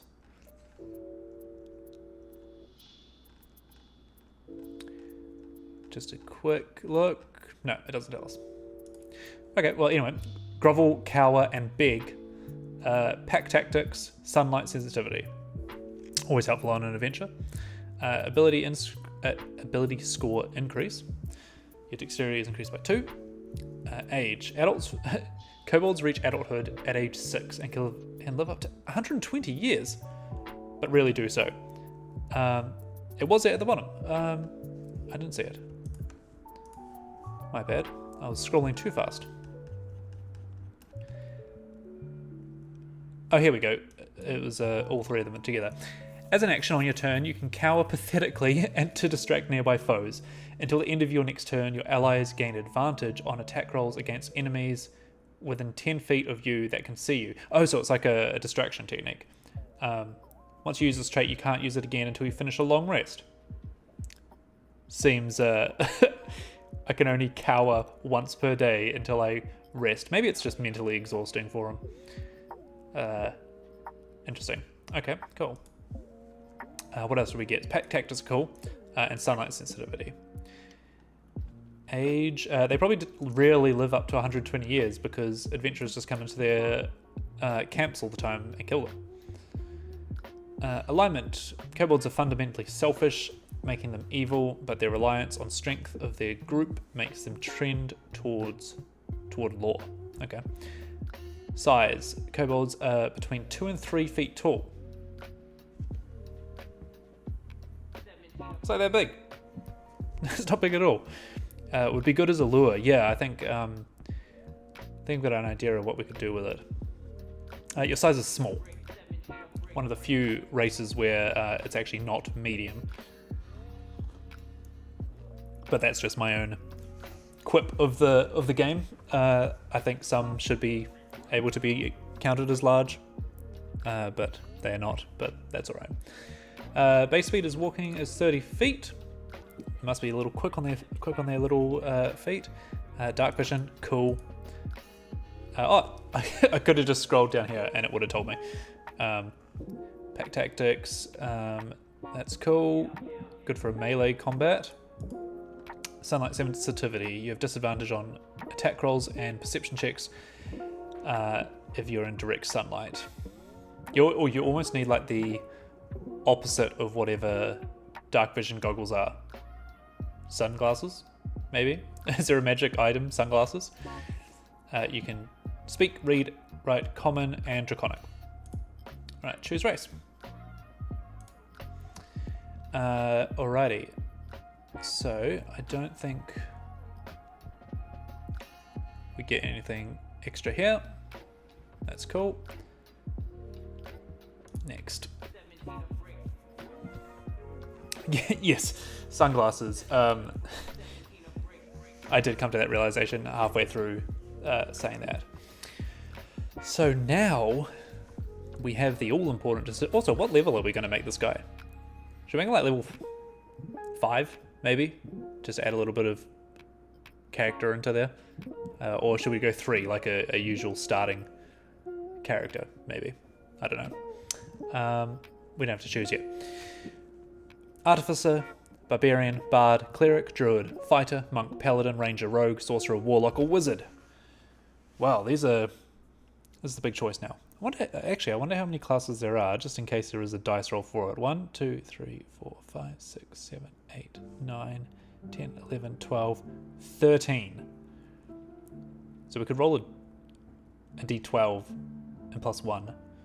Or we could roll a d20 and then just count backwards if we hit a higher number than we need to. Let's do that. This character is just becoming random. We're doing it as we go. D20. Let's roll it. That is a 17. Do you guys see that? Oh, it's just cut off a little bit. It's a 17. So that means we have to go, what was it? 13, 14, 15, 16, 17. A ranger. I love it. Ranger, a warrior who combats threats on the edges of civilization. Fits in with the kobold not integrating themselves. Hit dice d10. Primary abilities, dexterity and wisdom. So probably having like some, I reckon like some daggers or something. And saves, strength and dexterity. I think we already got a bonus ability score increase on our dexterity, so that's good. Favorite enemy, we're not going to read through all of these because we're not going all the way up to the top. Gloomstalker, gotta be. Possibly, we'll see. We'll see what options are given to us. But yeah, Rangers are cool. I like Rangers. I might even play one in the next game. Who knows? I've got a couple of ideas. Maybe I'll play this character. This will be my character for an upcoming campaign I have. All right. So, what did we decide on our levels? Should we roll a d20 to see what level this guy is? Because there are 20 levels. I think that'll be brilliant. All right, here we go. 16. So, all right. Here comes our level 16 ranger. No, we're not going to multi-class. Max hit points 100. Oh man, doesn't even clock over 100 as a level 16 character. That is unbelievable. Now we've got a couple of things to decide here. Okay, I like buckle in. This is going to be a long one. It will be a long one. But I was just about to say I actually like figuring out our background before we go into our class details. Let's clear those dice rolls. So what are we thinking? Where is this kobold come from? Actually, let's go subclass first, and then background, and then come in for our traits and stuff, basically. His HP will go up once you assign a con score. Yes, of course. So let's jump over to... Oh, what did I say? Subclass. Let's have a look at the subclasses, shall we? For Ranger. A little bit of background. We obviously have to, or don't have to, but we should probably favour Dexterity and Wisdom, which we already have some bonuses in. It suggests the Outlander background, but you know, we don't have to go with the suggestions. Let's get to our subclasses, shall we?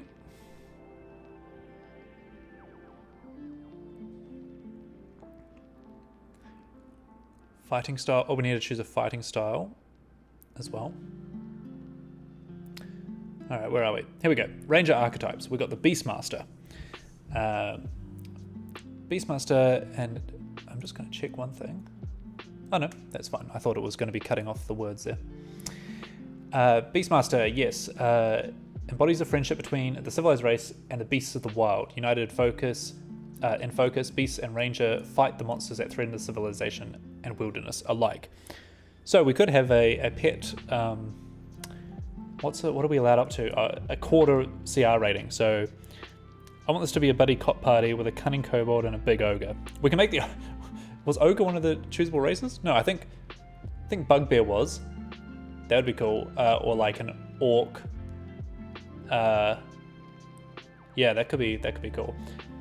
So I'm thinking it'd be cool to have like a little pet. You know, they're like a bear or something. But I don't think that's going to suit our kobold, to be honest. Drake Warden. Oh, this could be cool. It's Unearthed Arcana, but I'm pretty sure they have, enduring bond with a minor dragon, a drake. This bond allows the ranger to summon the drake to their side and share an awe-inspiring power wielded by dragons. This could be cool. It could be his, kobolds are usually employed by dragons, so maybe it was like a half, like a lower general or something of the dragon. That's now him and our kobold have gone off adventuring together. It's a cool backstory. Be interesting how it played into the ogre that we're going to build later. But Drake Warden, I could definitely consider a Drake Warden. So let's keep that in the back of our mind. These are obviously some origin suggestions. Oh, here you go. Here's your Drake Companion. It's not bad, to be honest. Just a quick read over of it. Got a, bite action. Infused strikes. That could be useful. Interesting. Oh,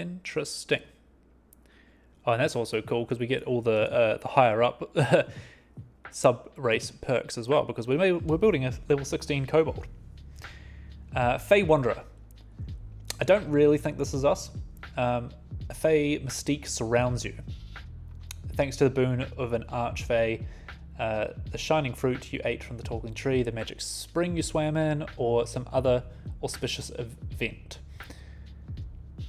So basically being Fey touched almost. As you wander the multiverse, your joyful laughter brightens the hearts of the downtrodden. I just don't think that suits our kobold, to be honest. I get some cool spells and stuff.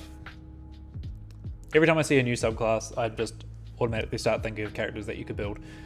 Here we go, Gloomstalker. This is what Jed was suggesting before. Gloomstalkers are at home in the darkest places, deep under the earth, kobolds, in gloomy alleyways, in primeval forests, and wherever else the light dims. Most folk enter such places with trepidation, but a Gloomstalker ventures boldly into the darkness, seeking to ambush threats before they can reach the broader world. Such rangers are often found in the Underdark, but they will go any place where evil lurks in the shadows. Definitely lines up with our sunlight sensitivity. Features, what have we got? Dread Ambusher, Iron Mine, Stalker's Flurry, Shadowy Dodge. Okay, so Gloomstalkers are definitely another contender. Got some Gloomstalker magic, Dread Ambusher, some cool stuff. Horizon Walker. Horizon Walkers guard the world against threats that originate from other planes. See this? You can imagine this kobold's grown to like a grand adventurer that, you know, they're seen as like a level 1 to 3 enemy, and yet this guy's like protecting the world from otherworldly magic. That could be cool. They seek out planar portals and keep watch over them, venturing to the inner planes and outer planes as needed to pursue their foes. Or imagine a dimension-hopping kobold. Now that could be cool. These rangers are also friends to any forces of the multiverse, especially benevolent dragons, fae, and elementals that work to preserve life and the order of planes. So maybe he could like have this backstory that he like has escaped the employment. Is it employment when the dragon just forces them to do stuff? No.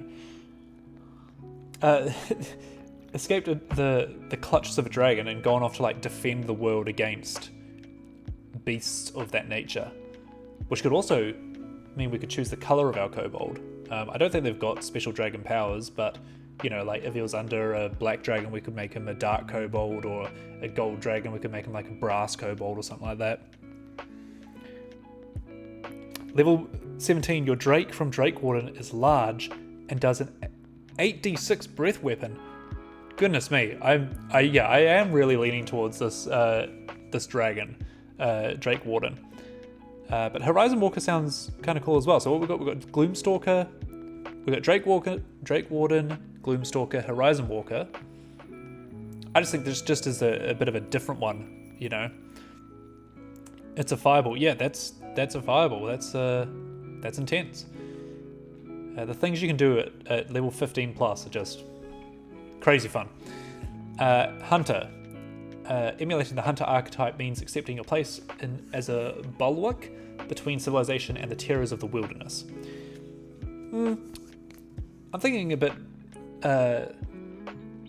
too obvious for a ranger class, for a kobold. I don't think a hunter, he wouldn't really, you know, go off and do these things for money, maybe. I feel like he's got a bit of a, not a moral compass, but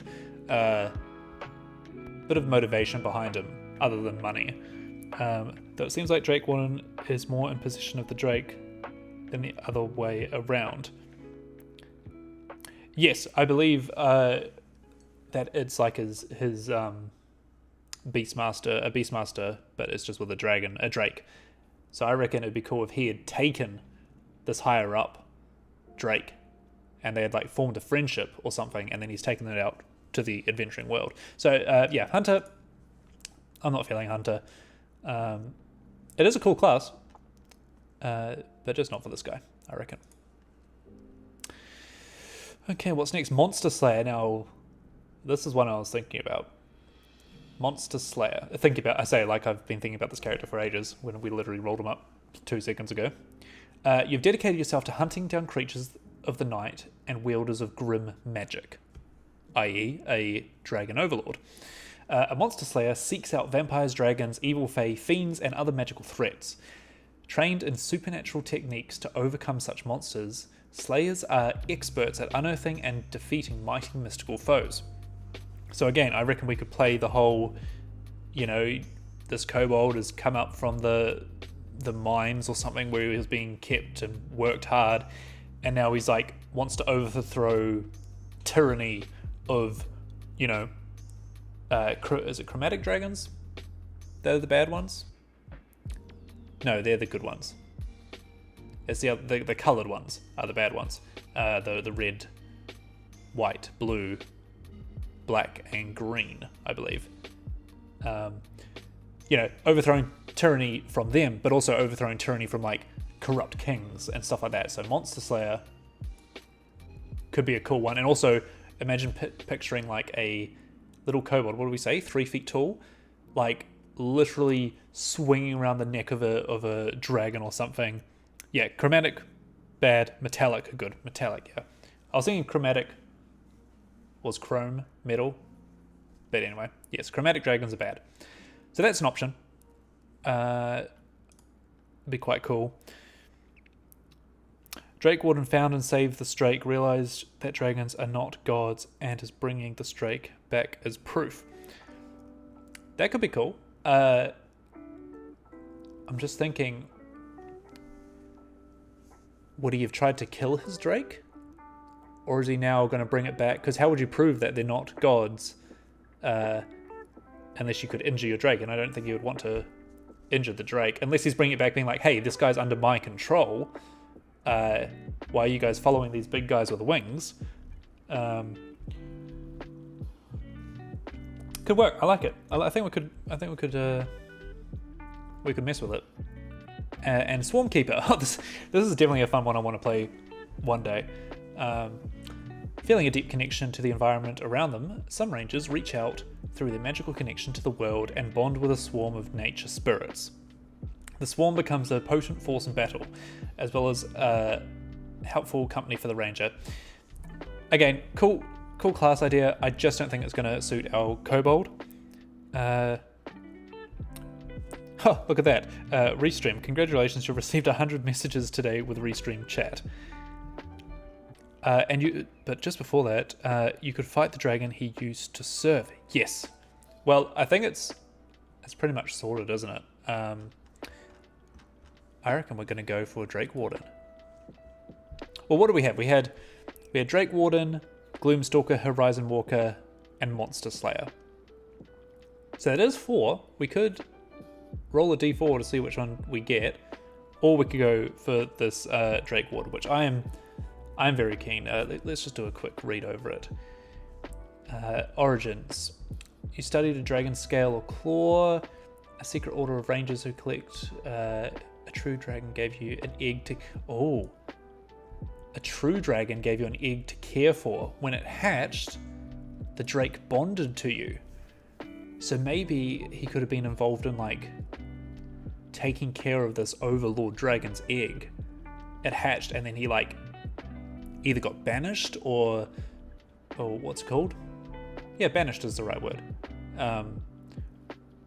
Or like ran away with it because of this bond. He didn't want to get in trouble, and then he bonded with it out in the wild, and now he's come back being like, yo, we need to take down this power. What have we got else? We got, you drank a few drops of dragon blood. No, I don't want that. An ancient draconic inspiration on a standing stone. Nah. You had a vivid dream of a mysterious man, accompanied by 7 yellow canaries who warned you of impending doom. You awoke, and your Drake was there. So that's a stretch from the other ones. Cool. I reckon we go along with this one. That's cool. Okay. So let's jump back here, and let's. Oh, my archetype's all the way down there. So choose an option. Oh no, did I not say to include Unearthed Arcana? Let's quickly change that. Playtest content. Because why not? Ranger Archetype. There it is, Drake Warden. This is unofficial material. Yeah, we know. Okay, so if now we jump to our background, I think, yeah, I like choosing the background first. I think it's just a little bit easier to make your character from it. And there are a lot, but that way you don't double up on your proficiencies and stuff like that. So let's have a quick scan through and see if we can find anything like worker or something, like athlete, Boros Legionnaire. That's from Ravnica. Drop downs don't show in the screen cap. Oh, how interesting. Well, we do have a few to choose from for the background. So I'm just going to quickly, well, actually what we could do in that case is let's just look at them from this perspective. Races, feats, backgrounds. There we go, that should show up a little bit better now. Okay, so Acolyte. Spent your life in service of a temple of a specific god or pantheon of gods. You could probably lean towards that, just treating the dragon as the god. I wonder what color dragon we were in service to. How many colors are there? I think it's 5. Anthropologist, no. Archaeologist, no. Athlete, no. A functionary. I don't think it would probably be from any of the guilds. Although, let's see what they give us. The brutes are at the gate. Chaos is looming. Oh, this is fully law and order. Nope, that's not us. A legionnaire, I'm pretty sure, is like a soldier. Establishing peace in Ravnica. Nope. Acquisitions Incorporated. Celebrity Adventurers Scion. Nope. Charlatan. Nope. City Watch. Nope. Nope. Courtier Criminal. Criminal. You're an experienced criminal. I don't think he's like into crime as such. Entertainer. Faceless. Being who you are, you could never be a hero, whether due to your class, your people, your family, or your sins. Something about you prevents you from effectively pursuing the path you've chosen. Even so, that doesn't stop you. You've left your old face behind, taking on a new persona, becoming something more. Okay, faceless. Characters with a faceless background don a disguise. Ooh, not a fan of the disguise, but maybe he has to go in towns and stuff. I wonder if that drop-down menu shows. Yes, it does. Okay. This persona might be dramatic or subtle. Okay, so what do we get? We get deception and intimidation, a disguise kit, which I guess you could use lightly. A language. Okay, I would definitely consider faceless. Faction agent, failed merchant, far traveler, fisher folk hero, gambler, gladiator, Golgari agent. What do they give us? You're a member of a teeming horde, one small part of a sprawling organism. Fits in with the kobold serving the dragon. Just as you are part of the swarm is a part of the large ecosystem, a never-ending cycle of life, death, rot, and rebirth. So obviously this is tailored to a Ravnica setting, but we could incorporate it.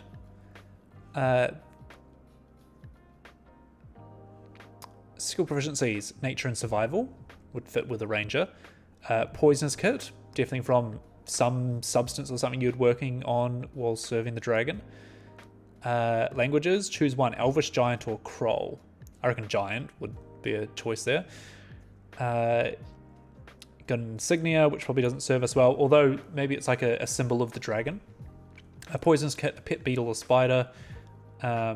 I reckon, oh, that'd be cute, wouldn't it? If he had like a spider that he had friends within the cave. He was like a loner in the caves looking after the dragon's eggs.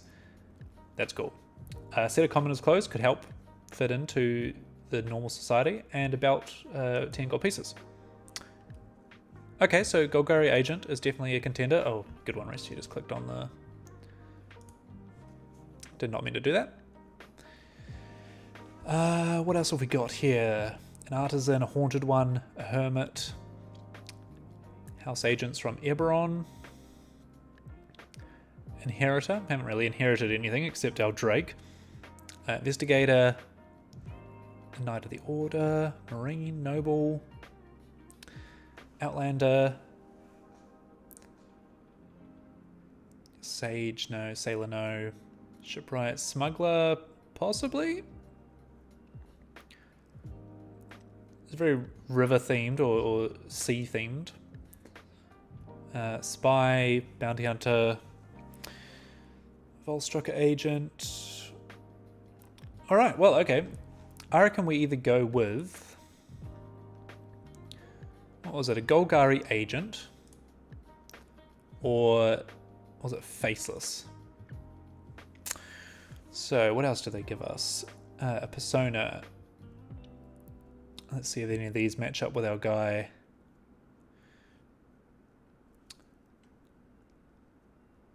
Dual personalities. Maybe Faceless is a bit too good.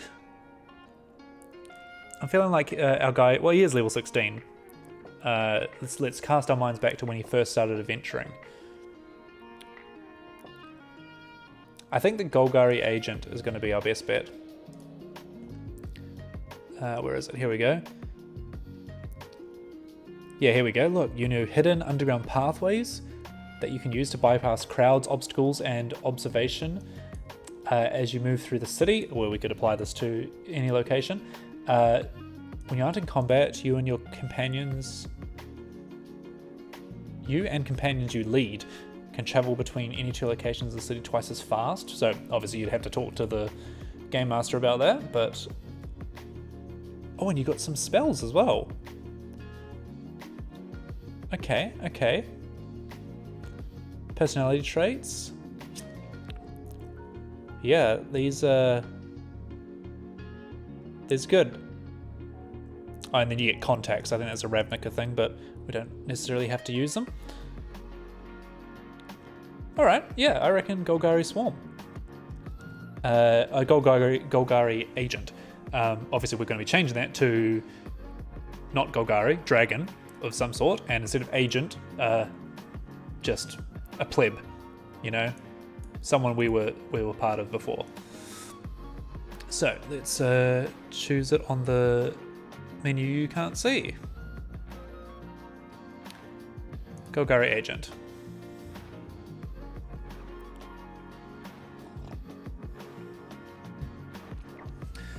Alrighty, so skill proficiencies in nature and survival. Got a poisons kit. I think we agreed we would learn Giant. Giant or Elvish? I'm just trying to think if we've escaped this dragon. I was thinking Giant because Giants might have like been around, or at least like ogres and stuff might have been around in the dragon's cave. Yeah, go with your first instinct. Cool, alright, well now we can jump back. Actually, let's name this guy, shall we? What happens if we just randomize? Do you have a kobold name? What do we go?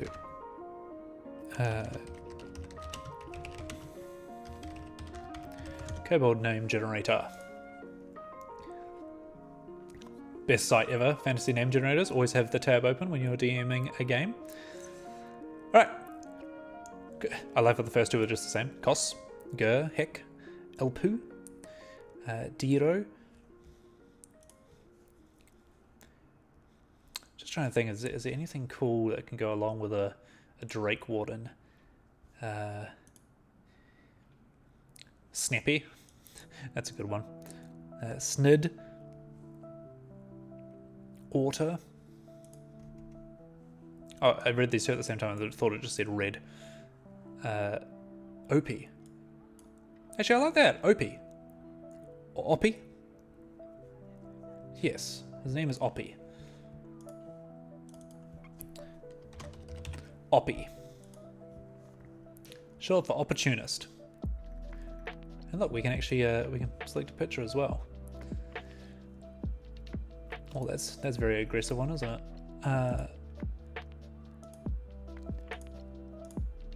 See if these are any good. Actually, I quite like. Yeah, I quite like that one there. Bit of a close-up shot. All right, let's jump back to class now. Proficiencies. So we've got proficiency in light armor, medium armor, and shields, simple weapons, martial weapons, no tools for this one, strength and dexterity. Choose some range skills. All right, see here how, oh, actually no, you can't see because it doesn't show you the drop-down menu. Basically, it has in brackets Golgari Agent next to Nature and Survival, because we've already chosen those ones, so now we don't double up down the path, because when you're choosing them under description, I don't think it shows you your Ranger ones. Not very intuitive, but I mean, first world problems, we're complaining with what we've got. So what we've got is we've got Animal Handling, Athletics, Insight, Investigation, Perception, and Stealth. I definitely think we're going to choose Stealth. That seems like off the bat thing. Possibly Animal Handling. I mean, he does have a Drake, and he's raised it. Oppie has.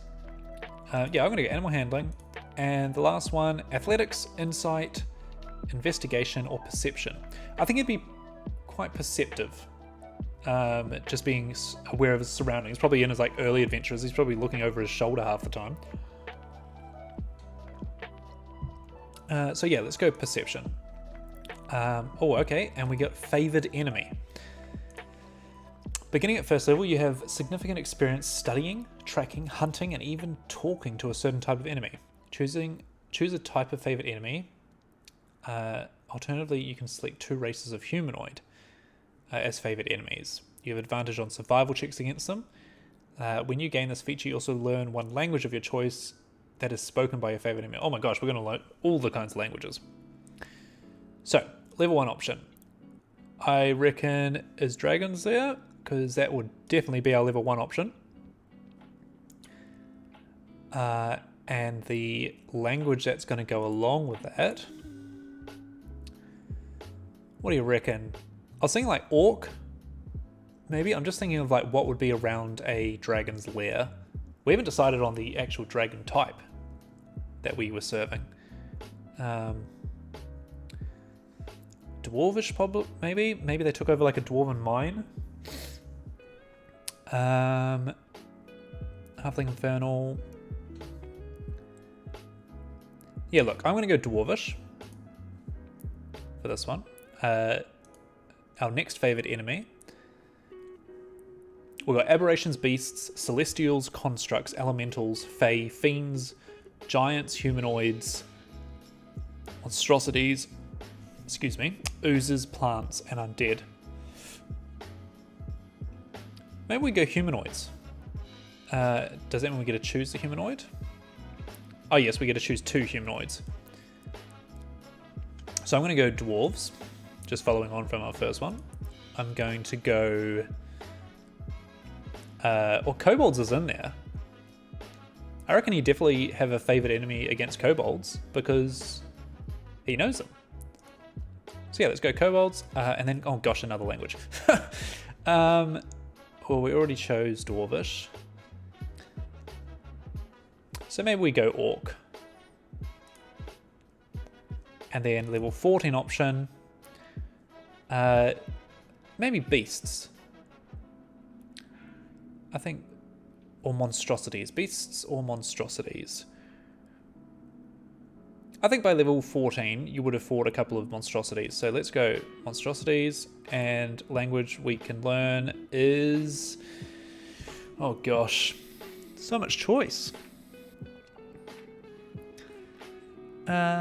Obviously you can't see this menu that's dropped down, but let's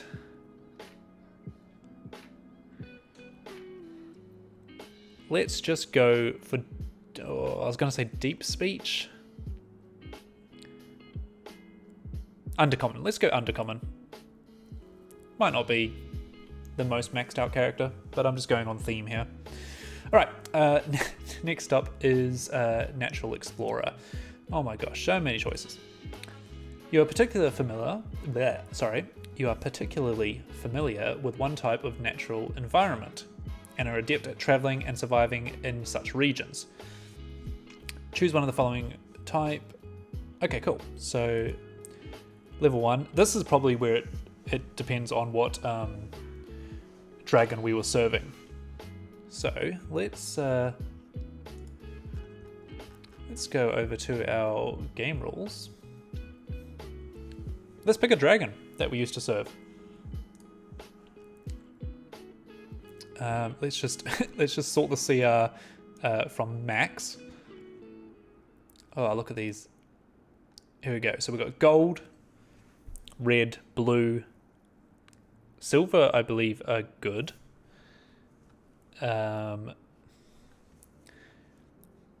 Bronze, green. These are all ancient, obviously. Maybe our one wasn't ancient. And black.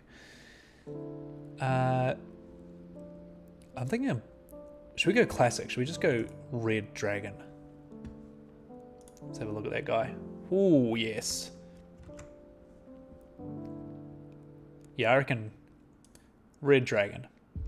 Red dragon's lair is high in the mountains or hills. That's what I wanted to know. So, yes, the mountain will be our first option. Our second one, I reckon let's go Underdark. Because you probably, you know, delve too deep into the mountains. And then the last one, we've got Arctic, coast, desert, forest, grassland, or swamp. I'm going to go forest, as I imagine he hid in the forest when escaping from the mountain with his drake. Oh, we've got to name the drake as well. What's that movie? It's like Dragonheart? Yeah, it's called Dragonheart. What's the dragon's name from Dragonheart? Because that'd be a cool one. That was such a great movie. Okay, moving on. Fighting style. Alright, we've got archery, blind fighting, defense, druidic warrior, dueling, thrown weapon, or two weapon. I wonder what blind fighting is actually. I'm not selecting it, I'm just reading it.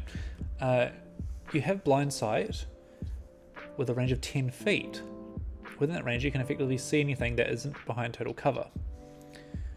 I'm just trying to think, would that work into our cowering and hiding tactic that we use? Maybe not.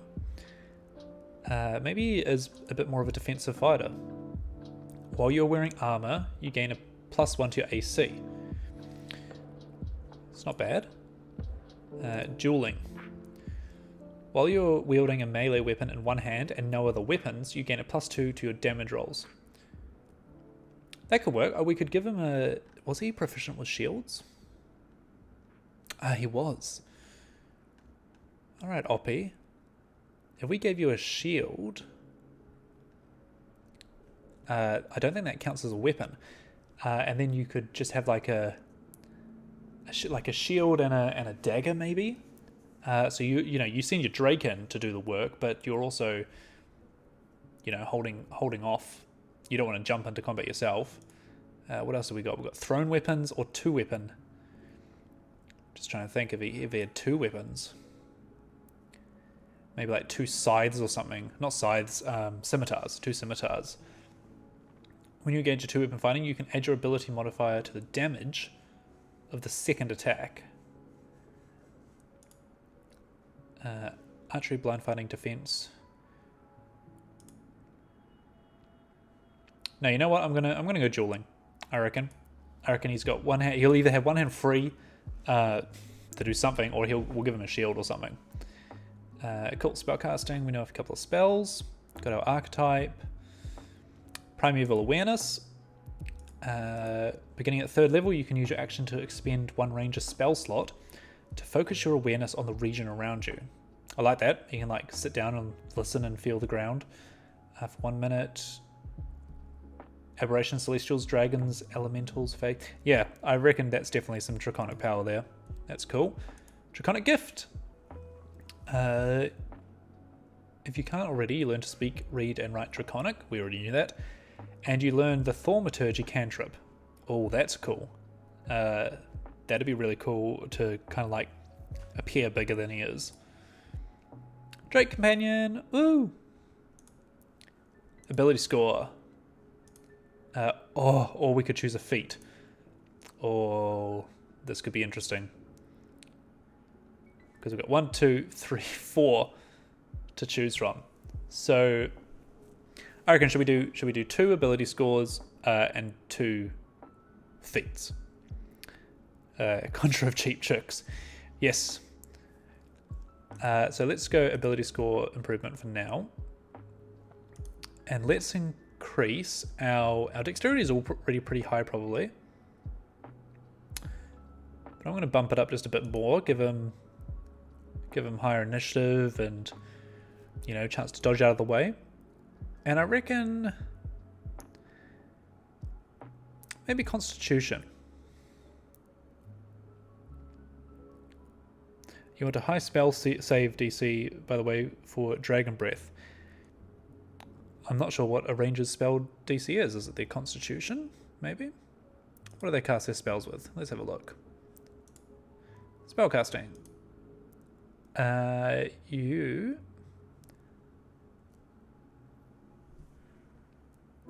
Expend a spell slot. Oh, your Wisdom.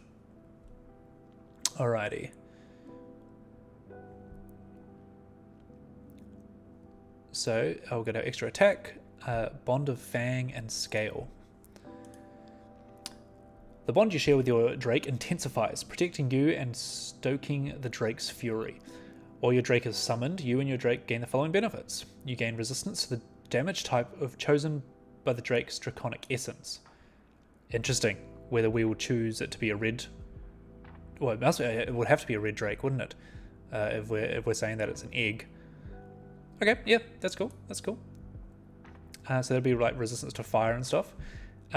Choose one of the following. Drake gains a swimming speed, or the Drake grows wings and has a flying speed. Yes, it has flying speed. The Drake Spide attack deals an extra 1d6. Oh, that's cool. Lands Stride. Starting at 8th level, moving through non-magical difficult terrain, costs you no extra movement. Fantastic. And then our second ability score improvement will be, let's go Wisdom, if that's our spell. And I reckon Dexterity again, maybe? Or what? This is our last ability score improvement, so Constitution also is probably important if we're going to be concentrating on spells. So I'm going to bump that up. Might come back to it, not sure. Okay, and now for our last two, let's choose a feat, or 2 feats, actually. So if we go back here and we go to feats. Okay, there are a few of these. So, yeah, actor. I reckon we just choose actor straight off the bat. No. Or maybe we should have improved charisma for one of his ability scores if he was trying to, you know, blend in. Alert. +5 to initiative and can't be surprised. That's definitely a contender, actually. I reckon that fits in perfectly with us. I know I'm choosing them at 14th and 16th level or whatever it is, but that's just for ease of making this. Artificer Initiate, no. Athlete, Bountiful Luck. Charger, a chef. Yeah, he could have learnt to do some cooking. Crusher, that's a strength one. Oh, Defensive Duelist. You are wielding a finesse weapon, with which you are proficient with. I don't think we're proficient with finesse weapons. Dragon Fear. Prerequisite Dragonborn. I think prerequisite should be Kobold as well. Thank you very much. Dragon Hide. Oh, it's a Dragonborn one as well. Dual Wielder Dungeon Delver. I don't know. Is our character a Dungeon Delver? What did I call him? Obus? Helps if you remember what you're doing with your own character. No, it doesn't even tell me there. Pretty sure it was Obus.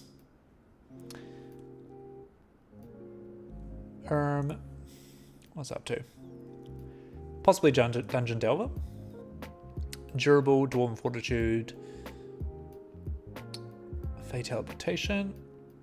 It's just a trait the weapon has that lets you use strength. Dex, not strength. Okay, so maybe not dual wielder. Defensive duelist could help us. Puts up our AC. That's good. Fighting Initiate. Oh. Oh, these are all the new dragon Unearthed Arcana. Gifts from dragons. Infuse a weapon and give yourself resistance to elemental damage. I mean, we already have that through our Drake. Gift of the Gem Dragon. You've manifested the power of gem dragons. Seems intense. Gift of the Metallic Dragon.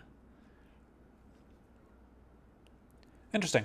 Might look into those a little bit later though. Gunner, healer, heavily armored. Doesn't sound like us at all. Lightly armored. You've trained to master the use of light armor and gain the following benefits. You increase your strength or dexterity score by 1 to a maximum of 20. So we could put our dex up again and you gain proficiency. Well, we already have proficiency with light armor. Possibly lightly armored. Lucky is always a great feat to take. What else have we got here? Mobile.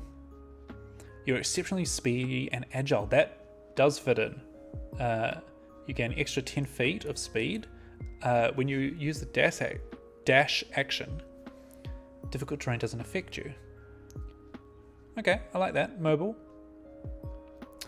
What else we got? Polearm Master. I don't think so. Ritual Caster. Savage Attacker. Does he sometimes lose his cool? Once per turn, when you roll damage for a melee attack, you can re-roll the weapon's damage dice and use either total. Once per turn, that's pretty intense. I'm leaning towards that one. Sentinel, you know, just in case someone does get into combat with him over his Drake, he's just going to go absolutely mental.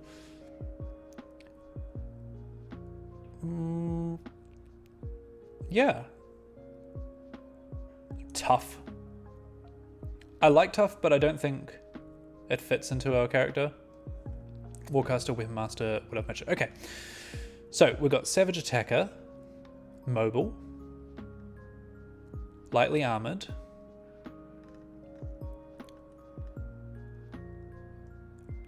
Dungeon, yeah, I don't think Dungeon Delvers fits. Or Defensive Duelist. Of course, we've got 4 and we want to choose 2. Or Alert, that's right. Maybe Alert.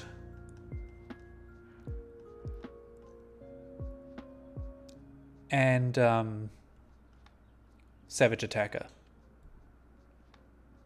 Yeah, I reckon he's still got his kobold traits. Clocking on for now. Thanks for watching. We'll carry on making this dude.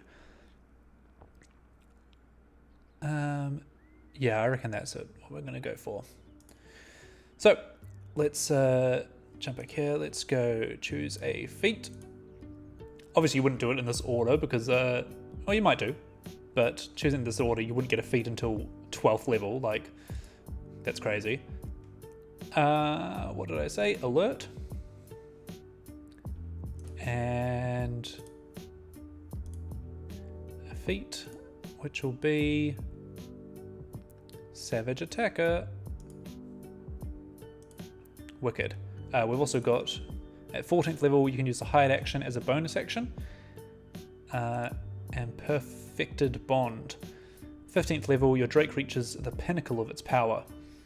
While your Drake is summoned, you and the Drake gain the following benefits. Your Drake grows to large. Drake's bite attack does extra damage. And when either you or your Drake takes damage when you're within 30 feet of each other, you can use your reaction to give yourself or your Drake resistance to that instance of damage. That's cool. Alright, so took a little while, but that's all good.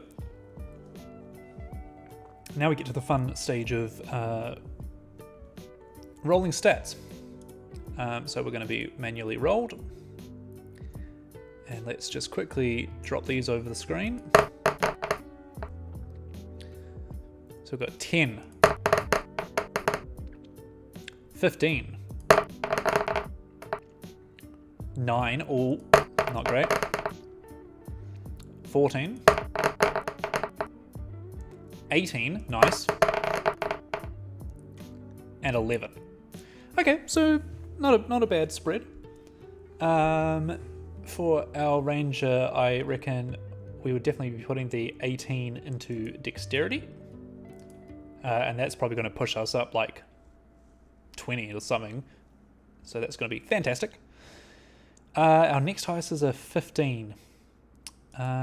So I think wisdom we'll put up, or do we want that to be just a little bit lower? I reckon wisdom and then constitution at the 14. I've got 19 and 11. Strength, intelligence, and charisma. I reckon let's go intelligence at 11. I'm going to put charisma at 10. I reckon he's learned a little bit of how to adapt, and he's just not strong at all. So we're going to dump stat strength. So apply ability scores. Fantastic. And then we go next. Oppie, that's his name. So we've already chosen our background, our languages, Undercity paths. Obviously we can adapt that to whatever one we're playing at. And then suggested characteristics. Okay, so this is going to be an interesting one. So personality traits. Obviously you can write your own for these, or you can roll them. But I like choosing the ones they prompt for and then expanding your character from there. Usually starting at a lower level, you can grow your character a bit. Personality traits, choose 2. Remember, I could kill you in your sleep or put centipedes in your bedroll. That sounds like a good one. It's probably a bit nasty. I like to remind people of their inevitable demise. I don't think we want to be up too much in people's faces. Sometimes I give voice to the whispers of the rot, which I hear but no one else does. Okay, so that's in regards to the Golgari. But we could change that to sometimes I give voices to the whispers in your head, like, you know, a dragon obviously has a clear overall of kobold, so maybe remembers from his past. I do my best to discourage anyone from approaching or talking to me. Probably definitely that one. I've accepted my death, hence I don't fear it. I reckon he's gotten over that. Like roots growing through stone, I am relentless, determined in my action. I do like that one. He is determined to overthrow this dragon lord. I put my knowledge of anatomy to use by narrating my injuries. No, that doesn't sound like him. Like a wild animal, I lash out viciously when I'm provoked, and I'm easily provoked. Okay, so what I might do is I might choose number 6. And, like, yes, he lashes out, I reckon, but I reckon we're better to go to discourage anyone from talking to me. And maybe that's something he can overgrow through his adventuring. Okay, ideals. Guild. My guild is all that really matters. Nope. We have left the guild, or the kobold pack. Stoicism. All of us are part of the cynical march of nature. No, I don't think that is him. Nature. The natural world is more important than the edifices of the city and civilization. That could be an option. Interdependence. We're all part of nature's web. Ambition. The time of the Golgari ascendance is at hand, and I intend to have a prominent place. No, I think that is for the dragon they used to work with. Remember, we're swapping out the Golgari for this dragon lair. Live and let live. Meddling in the affairs of other guilds is a great way to get squashed like a bug. So meddling in the affairs of other, I don't know, civilizations or towns is a great way. I reckon we go number 3. The natural world is more important than the edifices of city and civilization. It's a bit neutral. I reckon he's not a fan of kingdoms and rules of kings and stuff like that, lords. So we're going to add that in for an ideal. Okay, bonds. I cherish the finger of a family member who was petrified by a Medusa. Oh, okay, I thought it was like a real life finger. No, I think because he ran away, he probably doesn't have that. I have an identical twin who is as different from me as any person could be. That could be interesting. He could have a twin that is like risen the ranks and like is like second in command to this dragon, or maybe not second in command, but you know, maybe running the operation of this kobold operation in the mountains. I want to lead one faction of the guild to a new position of dominance. Like along the paths we're thinking about, but I don't think it's the right one.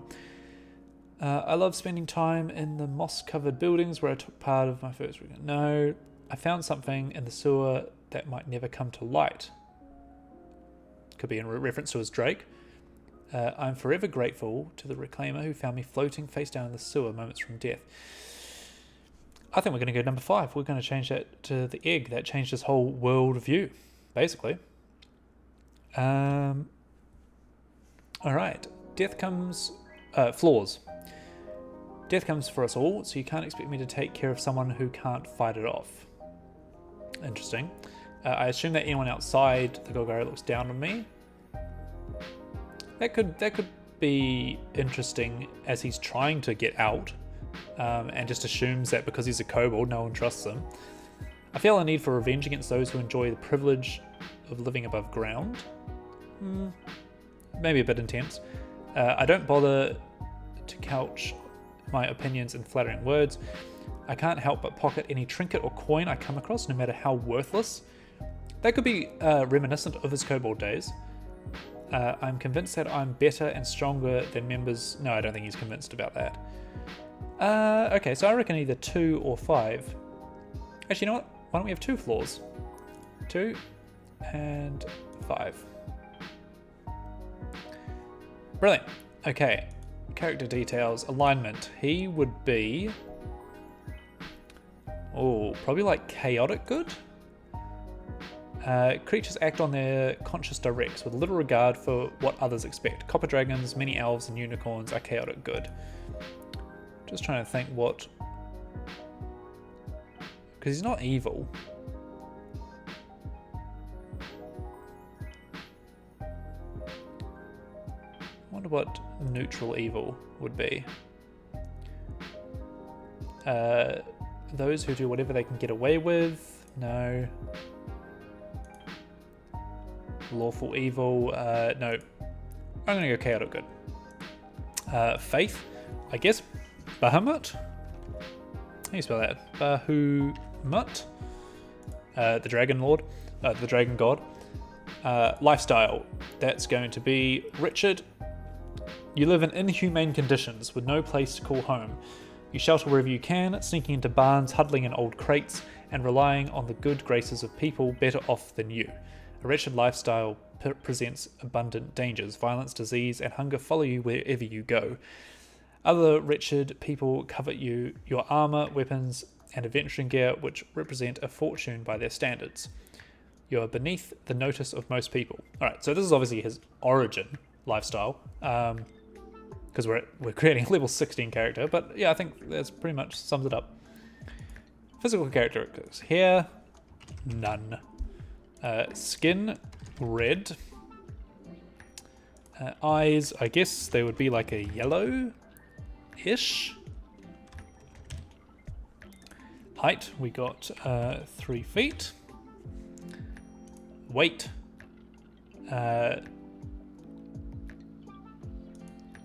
Wait, how much would a kobold weigh? Probably tells us in the... if we actually go to the kobold player race. Where are we? Races. Too much to navigate around here. And we search kobold. View kobold details. Oh, here we go. Kurtlemark, god of the kobolds. The god of the kobolds was a vassal of Tiamat. When the gnome god Karl Glittergold, or Garl Glittergold, stole a treasure from Tiamat's hoard, she sent Kurtlemark to retrieve it. Sure, that'll be our god.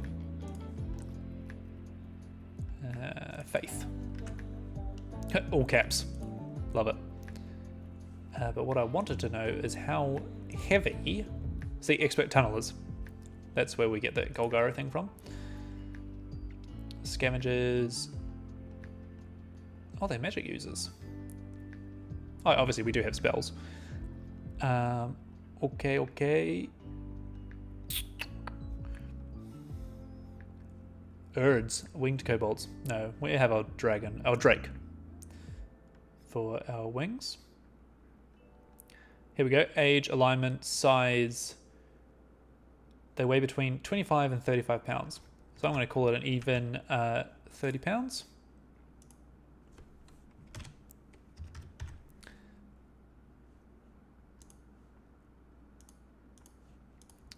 Age and years. What did it say? They can live to like 120. And after 6 years they became an adult. So he probably was working. Let's say, should we say 60? Why not? Gender, we're going to have a male. And we've got our personality characteristics. And I don't think we need to... Oh, backstory. Add notes.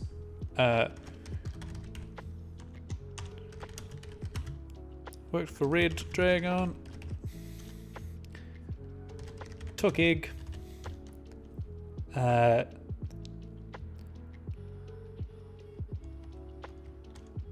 Will stop tyranny. That's a good starting. Enemies. Dragons. What else did we say? Monstrosities. Anyone abusing power. Allies, Drake. Organizations, probably none. Other, I'm sure we can leave that for now. Okay, we go next. Oh yes, we have our equipment. Now by level 16 there, you'd probably have some magical weapons, which I don't think it allows you to choose at the start. But we can come back and add that in. So let's go equipment. So scale mail or leather armor. Is scale mail heavy? Don't you just love that you've got access to all this information? Scale mail.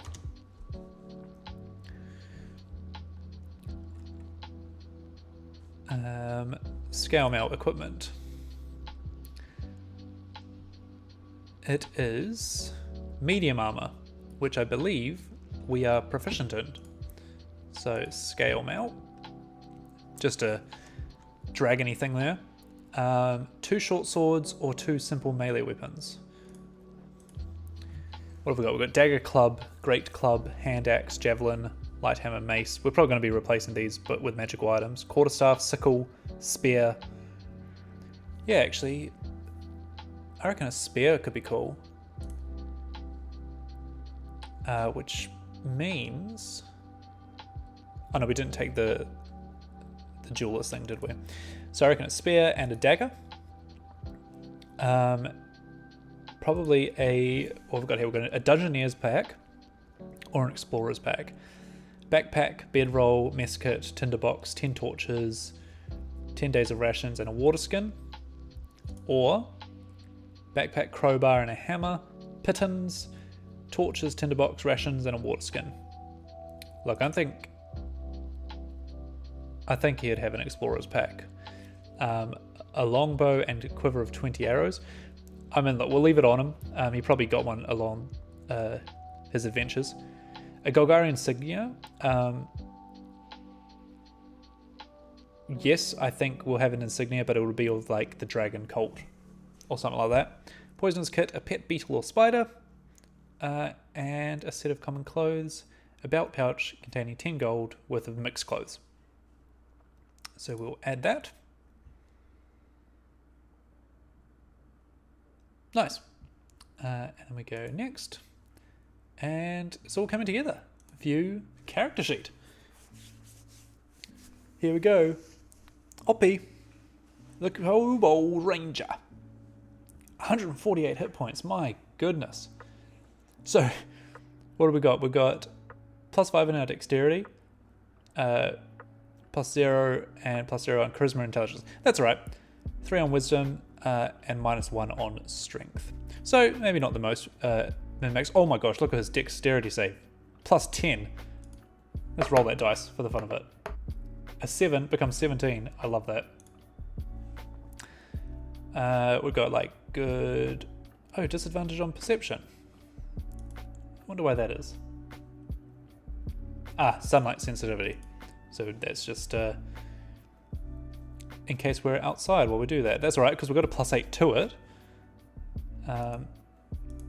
So just say we even rolled at disadvantage. Still got a 13. That's insane. +10 on stealth. Love it. Alright, let's quickly add his equipment. So let's give him his dagger.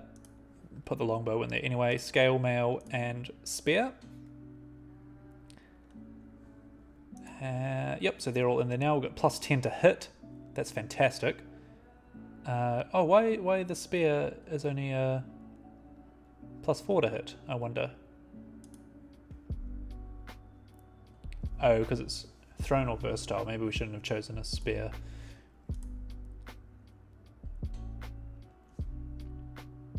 You know what? Let's give that a change.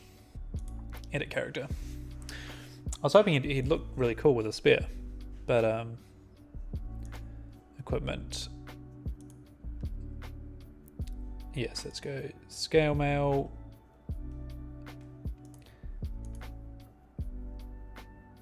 So we could have 2 short swords instead. Yeah, right, let's have 2 short swords. Explorer's pack.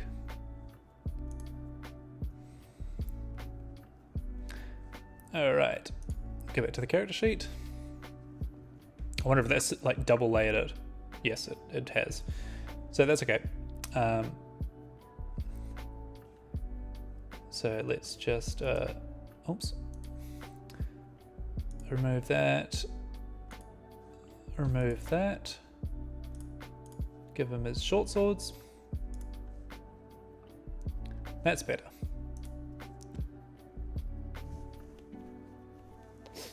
Alrighty, so yeah, +10, a d6 +7.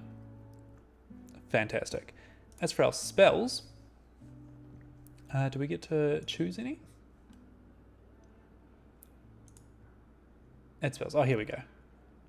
So we're allowed to add 9 spells. And we can get up to, wow, up to 4th level spells. It's crazy. There are a lot to choose from. Summon Beast, as well as our Drake. That'd be cool. A lot of them are concentration, which is interesting. Oh god, absorb down, alarm, animal friendship, beast bond. Man, there are so many to choose from. And how many can we choose? 9. Very interesting. I think we might leave the spells for now. Have a bit of a read through them. But let's see, what else do we have? Our features and traits, our description, nice. Any extras, actions? Oh, here we go, here's our Drake here. Drake's breath.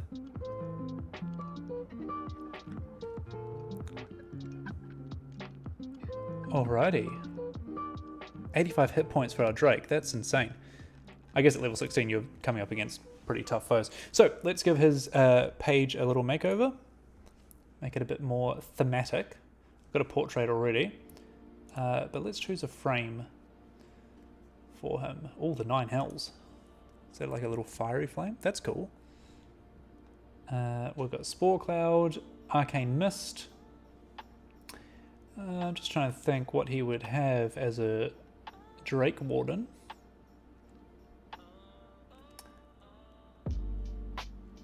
A lot of options here.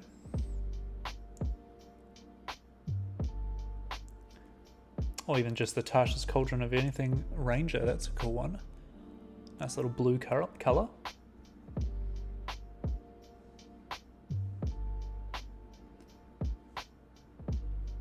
I've got so much that you have to scroll down even. Oh, Bite. What's that one? Oh, it's like a mimic's mouth. Animated Bite. Yeah. It looks cool, but it's probably not for us. What else have we got? He's probably not a book-learned kobold. I did like that Ranger Tasha's Cauldron one. Oh, Dragon Tattoo. Now that's cool. The red around him. Yeah, I like that. That's cool. Okay. The red is probably a good colour to have around our borders as well, but let's see our options. Change theme. D&D Beyond Red. Love it.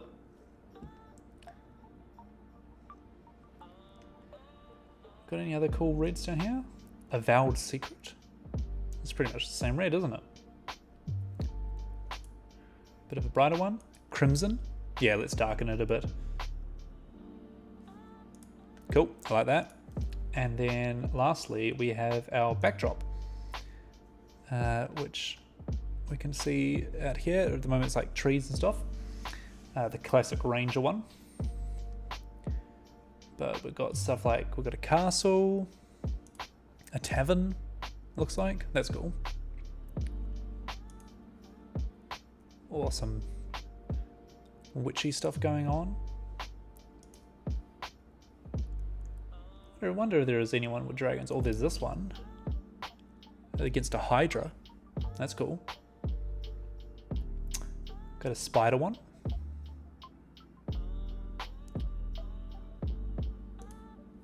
What's this one here? Not quite what we want. Oh, what about this? It's a full-on red dragon. It's like his nemesis in the background. Ever present. Ever holding his reign over him. Yep, I reckon that's it. That's cool. That's cool. Although, the artiste inside me wants to change that frame color to contrast it a little bit.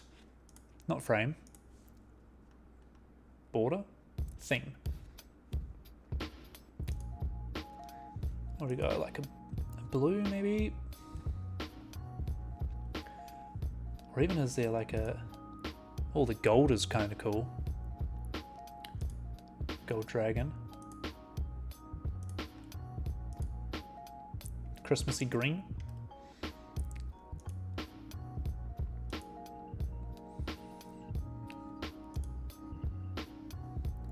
I think the gold's probably a winner. Oh, that's cool. A gilded scroll. It's like a bronzish.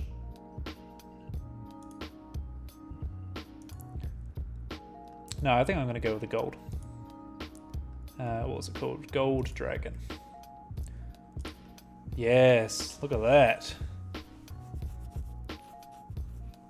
That is nice. Nice, nice, nice. And a 16 armor class. Not bad. Not bad at all. So now comes the fun part. We have our character sheet. I definitely want to play this guy at some point. Might even like level him up or down depending on the one shot or campaign that we're doing. But now we get to make him. Well, I like to make the character after I've made them in D&D Beyond over at Hero Forge. If you don't know about this website, it is absolutely fantastic. HeroForge.com. Not affiliated, or whatever they say. And we can make our character. So this is one I've just been working on for a new player that's joined my campaign. It's a half-elf bard called Ernan. And yes, I'm aware it's not completely center to you, but that's all right. That means you get to see the choices I'm making over the side as well. So let's let's make a new hero. Let's save the changes to him. Got a couple going at the moment. So you get your base model here, and then you can choose the base and so on and so forth. There's all these options down the side, which I know is cut out for you, but it's all right. So let's select our race first, or species as they call it. I know there is dragon born. Here you go, half dragon, which could be a big tough dragonborn. But I'm wondering if we do have a kobold option I haven't used. Rat folk. Could make a cute character with that. That's cool. I think on the latest Unearthed Arcana, there's rat folk and rabbit folk, owl folk. That's quite cool.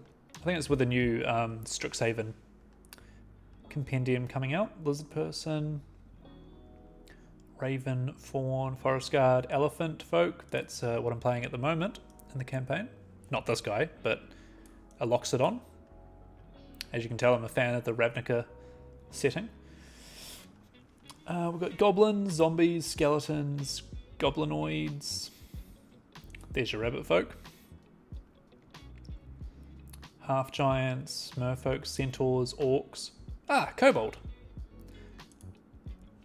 Yeah! Wow, wicked. That's cool. Alright, let's move on to his head. I presume we have one or a couple of options for his head there. You know, we could have it a bit shorter, a bit stumpier, a bit scalier.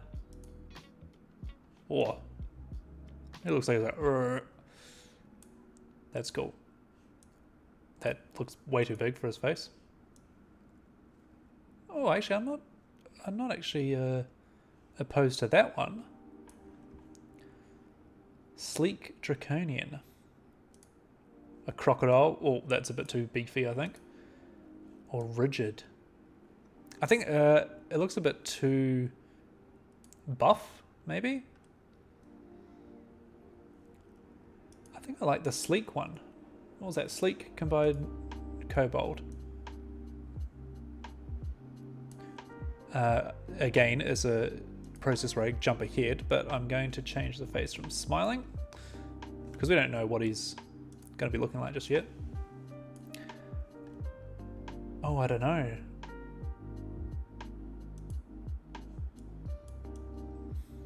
It might be a little bit too big for our body type. Let's go kobold heat. Softness. Nah. Oh, maybe a little bit actually. Maybe like 10%. Yeah, that's nice. Alright, ears. I don't believe we have any equipped. No. Depends if we want any. Those aren't too bad. Although I guess a dragon would have the pinprick ears, wouldn't he? Or a kobold, I should say. Yeah, let's leave it empty. Here, I think we did say none, but some of these options are quite good. Yeah, that is definitely a rocking hairstyle. I don't think hair really fits on kobolds. Maybe like a mohawk or something? Do we have any of those? Big ponytail. Not bad actually. Kind of like that. Or a little ponytail. Side part. Oh, actually that's kind of cool. If he's grown out his hair, he's like rebelling against the kobolds. Not like a horse's mane. Although, would hair grow from scales? I don't think so. Yeah, no, probably not. Whoa, a tick head. Yeah, no, I'm just gonna leave it. Beard, no, but it would be funny to see it on him. Love it. Brows. I reckon I quite like this one actually. Maybe he's got some piercings. Or the little cut eyebrow. Yeah, that's better. Eyes we don't really want to change. Teeth unavailable with our selection because of the dragon mouth. And horns. So I believe, do we have any attached on this first level? We do. These ones here. So we've got a couple of options. We obviously don't want to go too hardcore with it. He is level 16 though, so maybe he has grown them out. Love the default come at me bro pose, yeah. Come at me bro. Yeah, I don't want to go too hardcore with the... Do like that. Maybe we'll keep these front ones. Pretty nice. What do we have? These ones, yeah. Let's go back a layer. I think is it these ones that he's got attached as well? Yeah. See, that's cool. Maybe they've like grown into each other now that he's like rebelled out. Oh, not deer antlers. He is trying to be inconspicuous though, so... My gosh, there are some cool options here.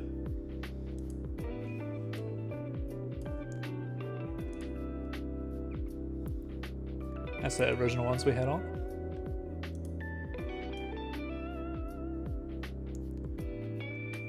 I wonder if we take these front ones off.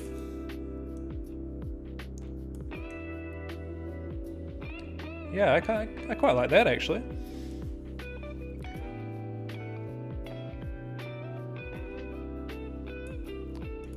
I don't know, what do we think? Oh, a little bit of spiral. Either that one or that one.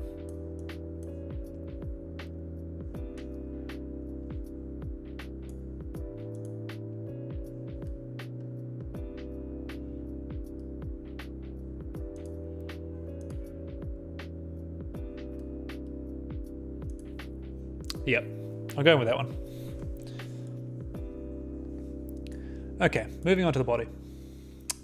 Torso, we're going to keep that as lizard-like. We're not going to give him any extra arms. Not today. Lizard-like feet as well. Measure, here we go. Yes, 3 foot. Head size. Let's just bring it back just a touch. Yeah, that's cool. Man, he looks a bit feisty already. Alright, let's change his weight. What did we say he was? 60 pounds? I reckon he's got pretty bad posture. Maybe a little bit better, like maybe 25%. Build. Yeah, I reckon we're just about right at 65 there. I mean, you got to remember, he's level 16. He's seen some adventures. Muscularity, let's... What? Tough as! No, let's bring that back. 25, I reckon. Waist... Let's bring him in just a touch. Maybe a touch more. 65? Yeah, 65. Belly, he's going to have none. Because he's starving, because he's on the outskirts of civilization. Not starving. He feeds himself. Curves, probably bring that down a little bit. Booty. Let's bring it in just a touch. Sick tail, man. Wings. Unfortunately, we're not giving our kobold wings, but imagine if he had them. That does look cool, actually. Why? Don't mess with me, Red Dragon. I'm coming for you. We should have found like the draconic like translation for Red Dragon's Revenge or something. Or just skeleton wings. No wings. Tail, pretty sure we got the good one on. It's a lizard tail. What have we got here? We've got a finned dragon tail. Broad dragon tail? No. Crocodile. Ha! Love it. Wait, when did he get wings? He doesn't have wings. I was just playing around with what was on Heroforge. But I am going to change his tail to the finned dragon tail.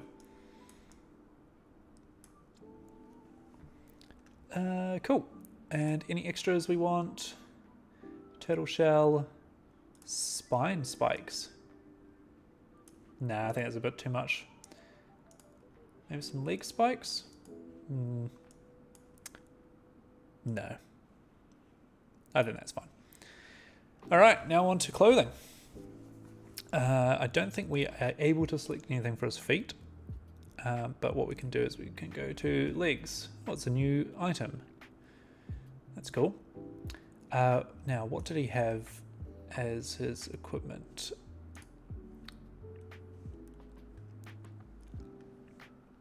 Pretty sure we gave him scale mail. That's right. So you can just go through and select an outfit, but I like building it up, obviously. Let's see if we can search scale. Dragon Knight leg armor. That's cool. That's cool. Scale mail leggings. Thieves pants. Crop breeches. Venturous trousers. That's kind of cool. What if we just type in mail? See what we get. There's plate mail. Probably not that heavily armored. Scale mail leggings. I do like that actually. Probably adds to the scale look. Just below his tail there. We'll keep it for now. We'll keep it for now. Gloves. I reckon he doesn't wear gloves. His hands are tough. They're worn. They're worn. Well worn. His chest though. What have we got?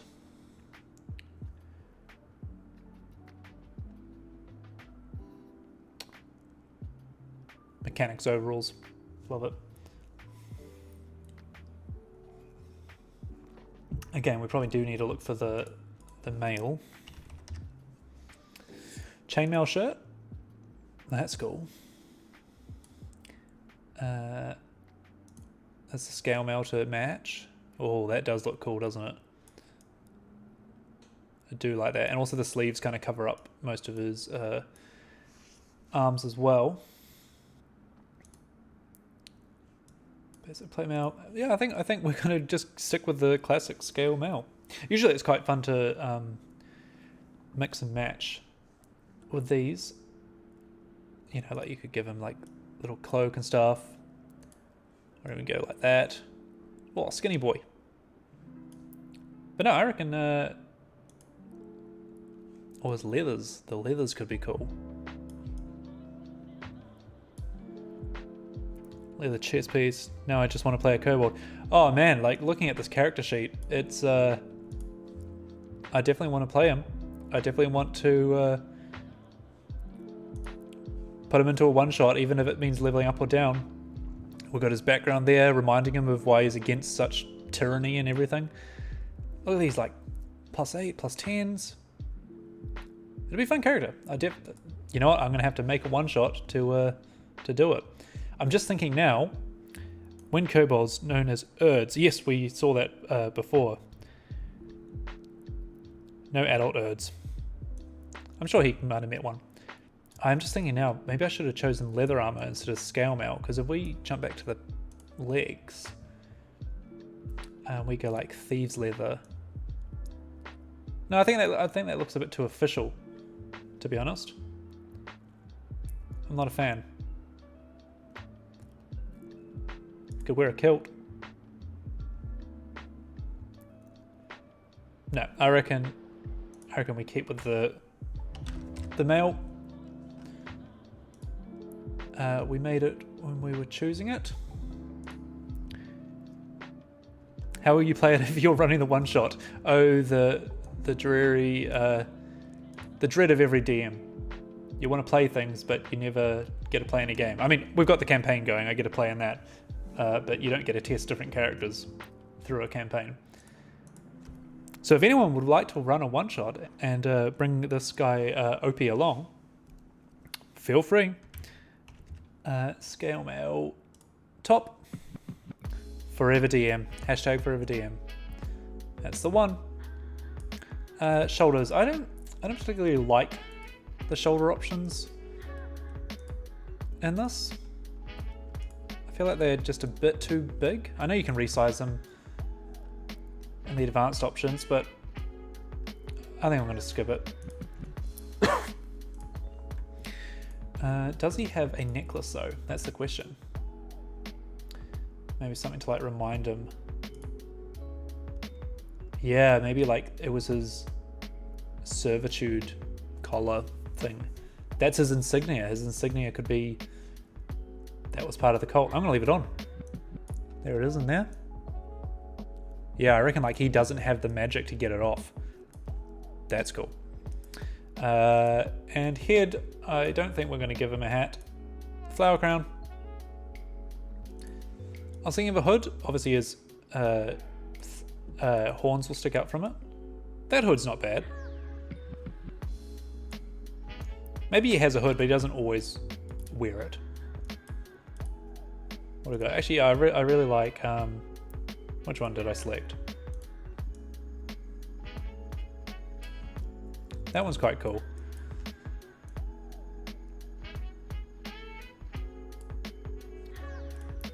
Maybe for future photo shoots, as it were.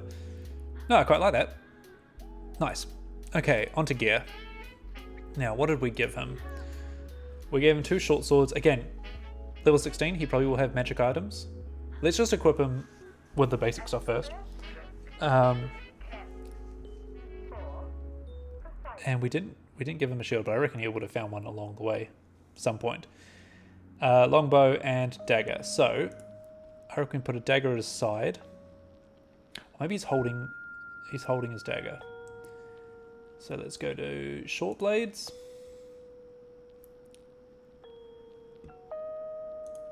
Does he have like a fully draconic one? That's cool. Or maybe even like one of these shiv type ones, a katar. That's called.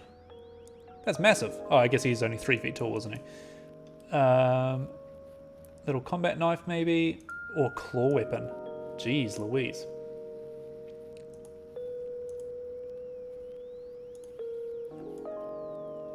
I quite like that one, a shard dagger. Yeah, maybe you like carved one out. Elegant dagger. Primal katar. Dual shot katar. Oh my gosh, that's got a gun on it. No, I'm going to give him the shard dagger. I think that's cool. He's going to hold it in this hand though. And is there anything else he's going to hold? Let's have a look under miscellaneous. There's always some cool stuff there. You know, like a bag of gold or something, or I don't know why you would hold it like that, but a scroll.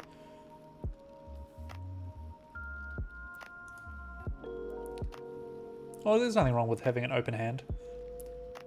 Maybe he's holding like some food for his Drake. Yeah, I like that. Has a little bag in his hand. Or a skull. He's just casually got a human skull in his hand. A brain, a heart. Goodness me.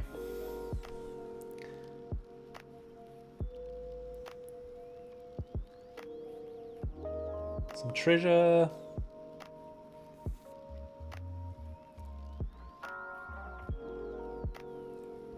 Almost too many options sometimes. A cigar, yes.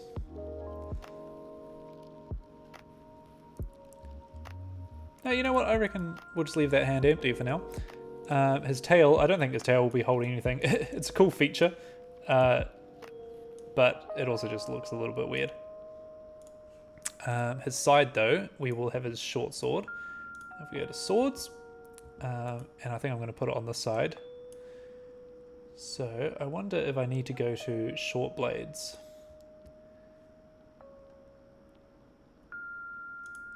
Here we go, short sword. I reckon he must have something a little bit more cooler than that. It looks a bit basic. These are the basic weapons, I know, but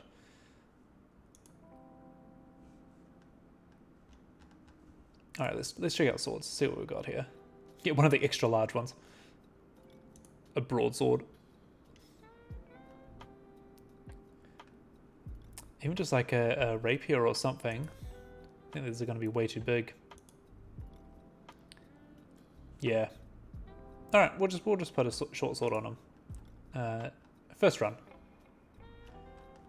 What's that one? Gladius. No, I'm going to stick with short sword. Yeah, that looks good. Alrighty, anything else on his other side? Do we want a pouch or something? Like a potion?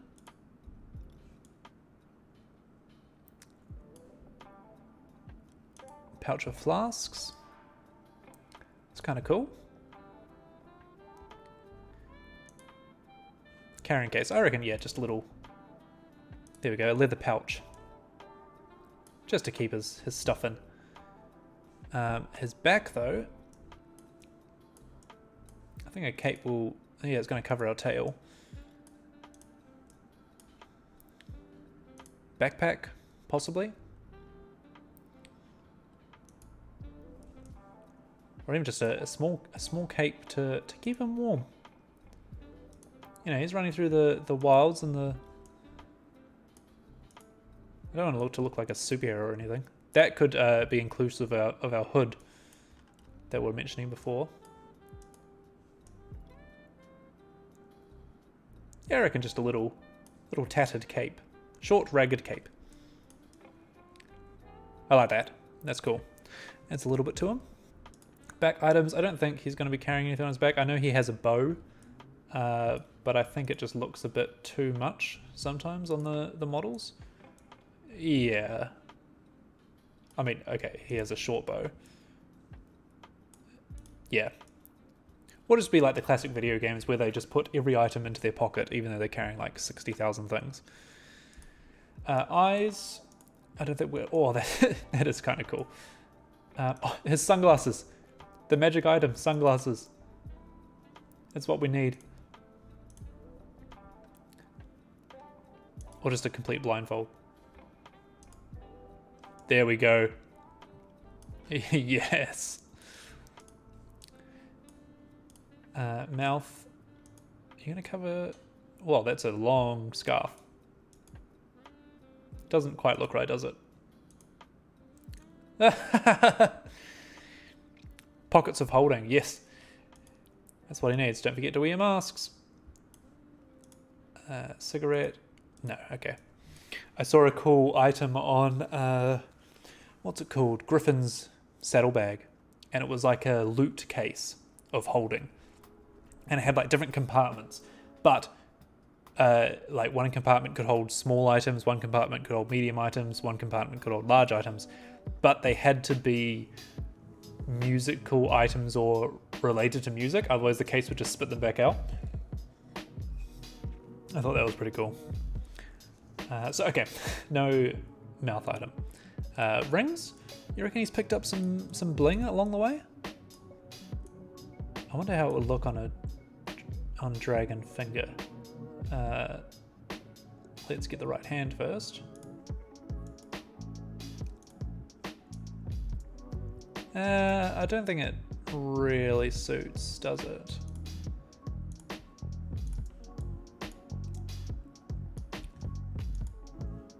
No, I don't think he's one for luxuries like that. Although we did choose the floor, we had to get a trinket, didn't we? Okay, let's put some on him then. I reckon middle finger here. Love that. And on pointer finger, love that. And ring finger all of that. Yes. Bling it out, dude. Bling it out. And piercings. Unavailable. Unavailable. Oh. Yes, he's definitely got a nose stud. Yes. What's this? Oh, like a nose. I don't think it's going to work on this one. No. Belly button. Unavailable. Oh, sad. Yeah, good on you, dude. Okay, base. Oh, mount. Imagine if we could choose a dragon. That'd be sick. Unfortunately, we can't. I wish you could have the dragon in the background. Like, you chuck them on that. Look at that. Oh, that'd be sick if that was your Drake. Maybe some Photoshop could... We might look at that later. Alright, base. I reckon we give him some ground. Oh, we've got sand. Oh, we've got this, but then it's only one pose. I don't think he's that heroic. Yeah, let's go ground. And let us... What has he got? He does have his friend Spider, doesn't he?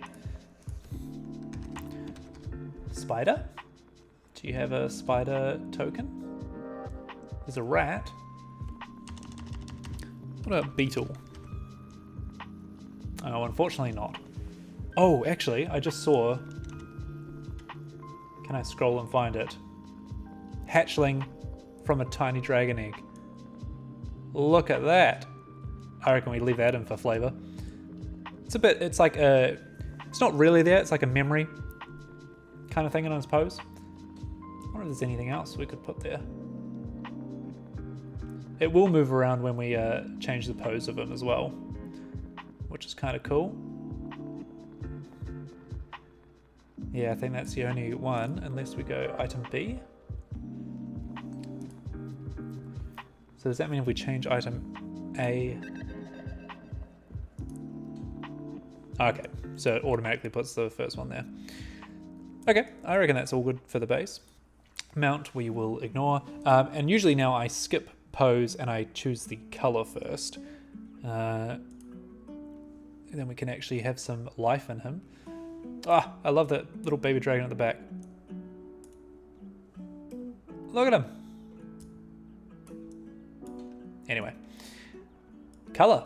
Okay, body. Yeah. You're red, dude.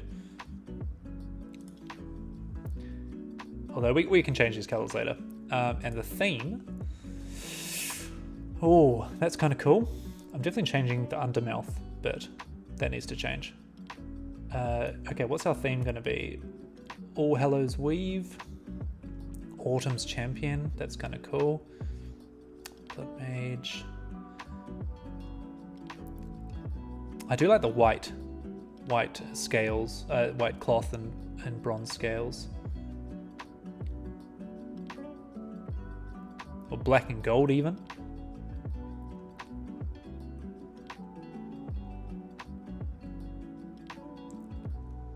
Yeah, that's cool. Servant of the Night. Or even this one here is kind of reminding of like the molten place he used to work in, even. I like that. I like Servant of the Night. Alright, and let us... Oh, decals. That's cool. You can put like blood decals on stuff. That's cool.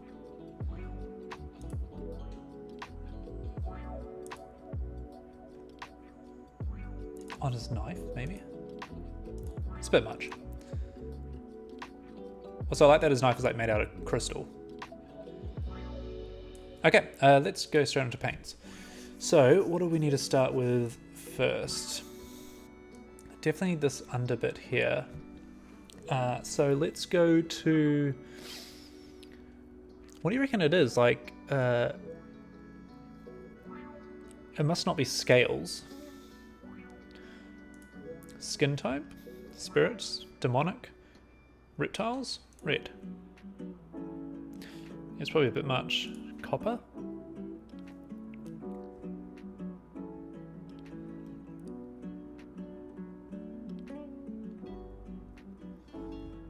Interesting. Maybe if we go like more stone, do we like a red rock? Volcanic? Yeah, I like that a bit better. It's like he's got a 5 o'clock shadow. Bloody oath. I also want to darken his horns a little bit. So why don't we put volcanic rock at the end there? Yes. I like that.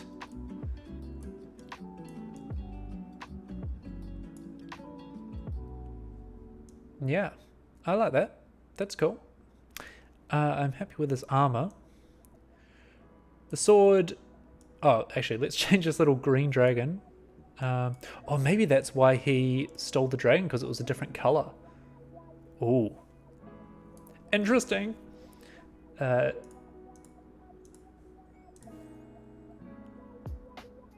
maybe like...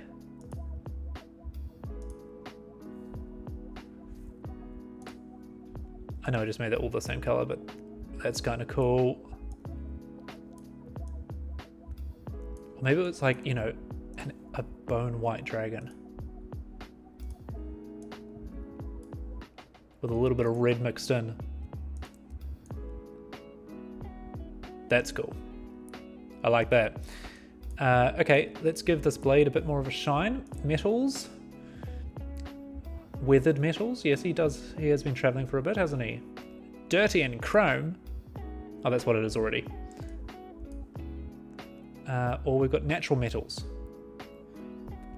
Maybe like a platinum blade. Titanium. Yeah, I like the titanium. That's cool.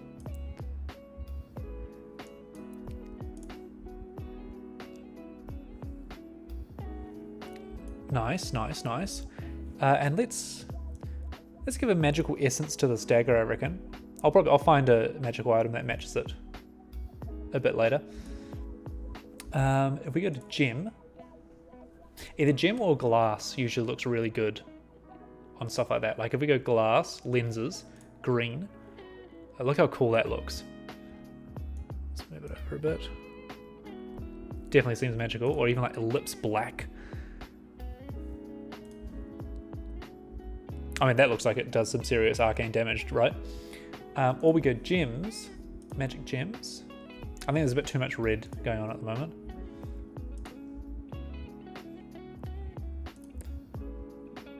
Oh, it was already moonstone. The blue's cool. I think it needs a little bit of something. Interesting that it changes the butt of the blade as well. What it's called? Not the hilt. The oh, I can't remember what it's called. I'm pretty sure it's like the butt of the blade.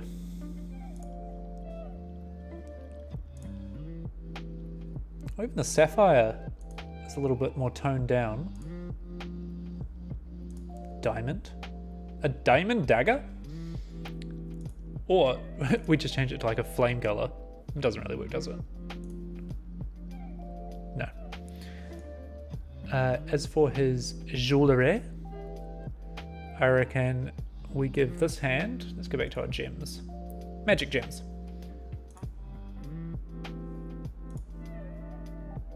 Yeah, let's give it a purple. And then this hand, let's give that like an opal kind of look. That's cool. That's cool. And I also just want to change the leather on his pouch. Something a little bit darker.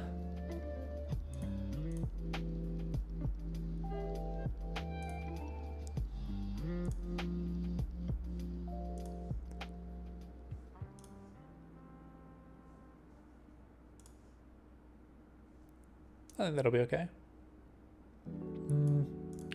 You know when you have something in your head, but you can't quite tell what you want it to be?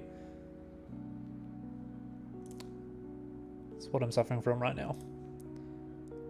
Yeah, I'll make it that dark. Yeah. Alrighty.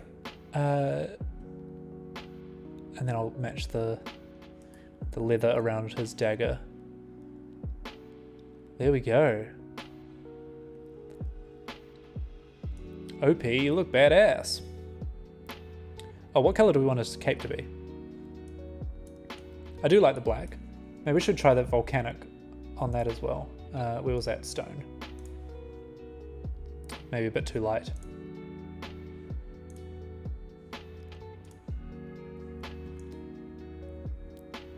Oh, maybe the black suits. What about any cloths that might help us out? Not particularly.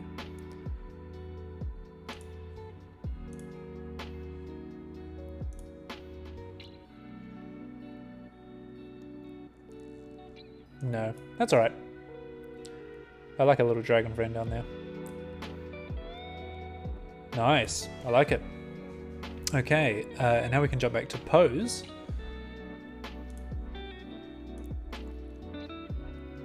It's quite cool, quite cool. I do know you can actually jump into advanced and reverse his dagger. That's better. Holding it ready to go.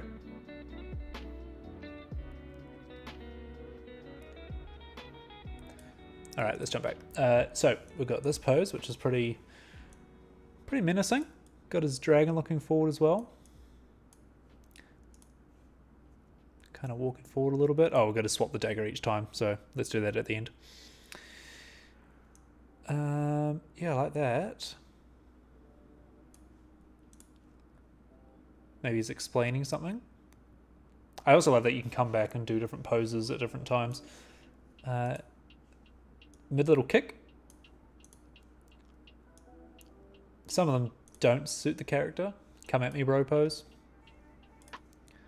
This is one of my favorite ones. It just kind of adds. Oh, its sword has touched the dragon's head. Oh dear. But yeah, that's a bit menacing. I kind of like that one. If we can move the dragon around. Ready to fight. This one is just like, give yourself to the gold or something, or Titanic. Either way. There he is, protecting his baby. Yeah, I like that one actually. Giving another fighting one.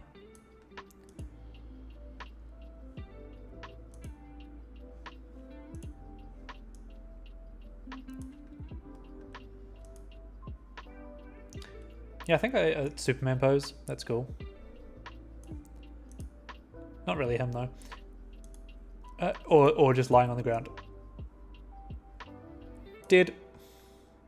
No, I think I found the one we want. Yeah, I reckon this one here. Let's jump into advanced. Flick the dagger around. And maybe even just flick his twist his wrist down a bit. Yeah, you get that. Get those lines happening. Baby Dragon has no idea what's going on. Can we turn him around? Twist. Yes!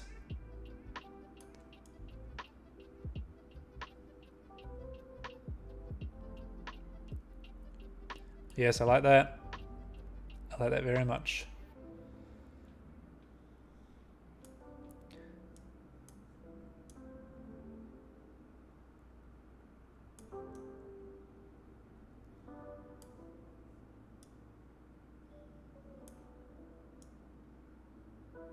There we go, just coming into light a little bit.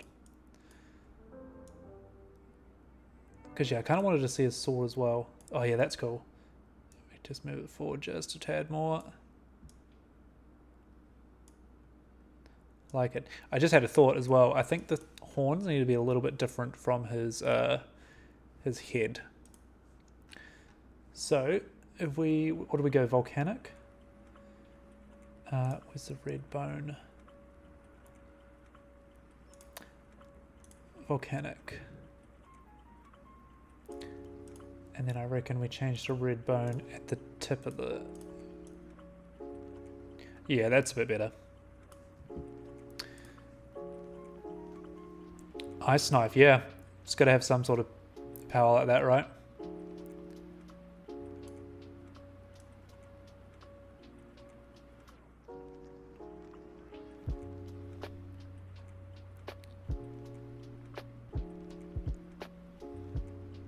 just thinking, can we get that dragon just a little bit forward? I like that. Would even work on a red dragon though? Who knows? We haven't thought that far ahead. Isn't that the point of the whole campaign? Figuring out the best way to kill your foe. All right. Well, I reckon he's pretty much done for a first draft. Let's chuck him on a. Let's give him a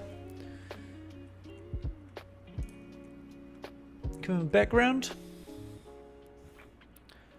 Only resistant to fire. Yeah, it would. So maybe that's the downfall, and maybe that's why his Drake Warden is a different color, because it brings the ice. Now, I reckon these are cool. Find a good backdrop for him.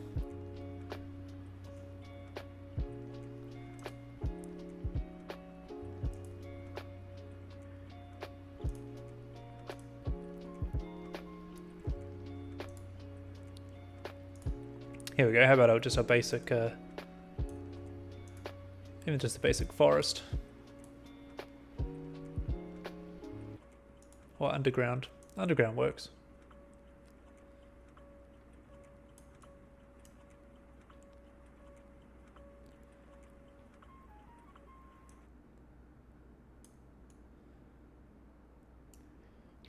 Should have chosen a square base. Normally I take the whole base off when I'm doing portraits like this, but then you don't get the little dragon as well. But no, I like that look. Just his little eye popping out from the side there. Got everything in there. You got the short sword, you got the pouch. Yeah, I reckon we get it. Opie has been created. Download that. Let's give him a token. Some of the really cool ones, like this one, and then we give him his background of like, oops, maybe yeah, just that underground. Zoom right in.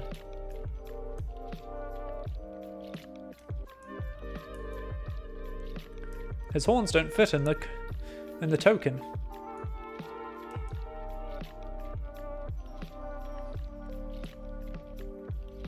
Yeah, I like that. That's cool. And then, just for fun, we could also change his facial expressions. Bit hard on the lizard heads, like Dragonborn and stuff. He's got his smile. Ooh. That's gnarly, but I'm also going to change his teeth color to actual teeth color.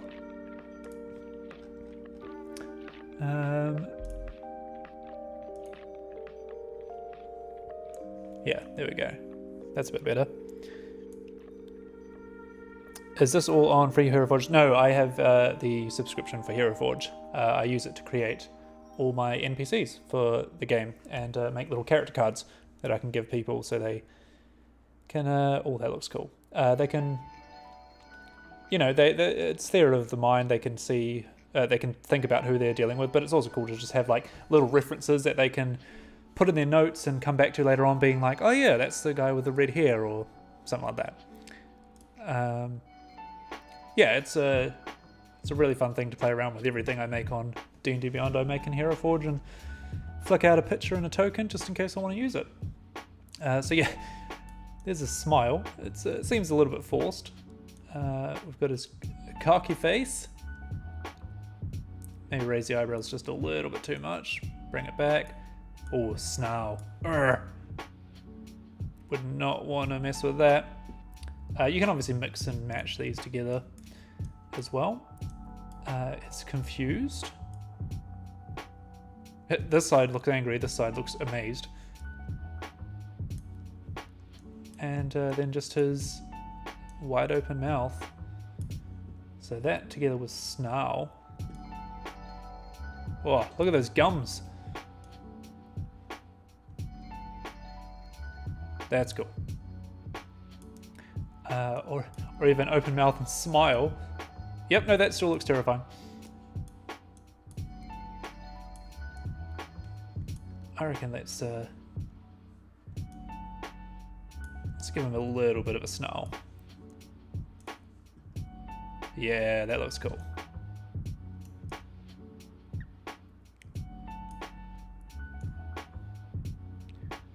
Just make sure everything's in frame. Fantastic. Alright, well, there you go. Character creation from start to, well, I'd say finish when he actually plays in a game. Let's make sure we save. That's the lesson of today, isn't it? I'll save as. Let's call him OP. Woohoo! There he is. OP, the male Kobold Ranger, level 16. Have to go find him some items, and also we need to come back and figure out his spells. 9 spells to choose from. Crazy, crazy. Well, I think I'm going to call it there for the day.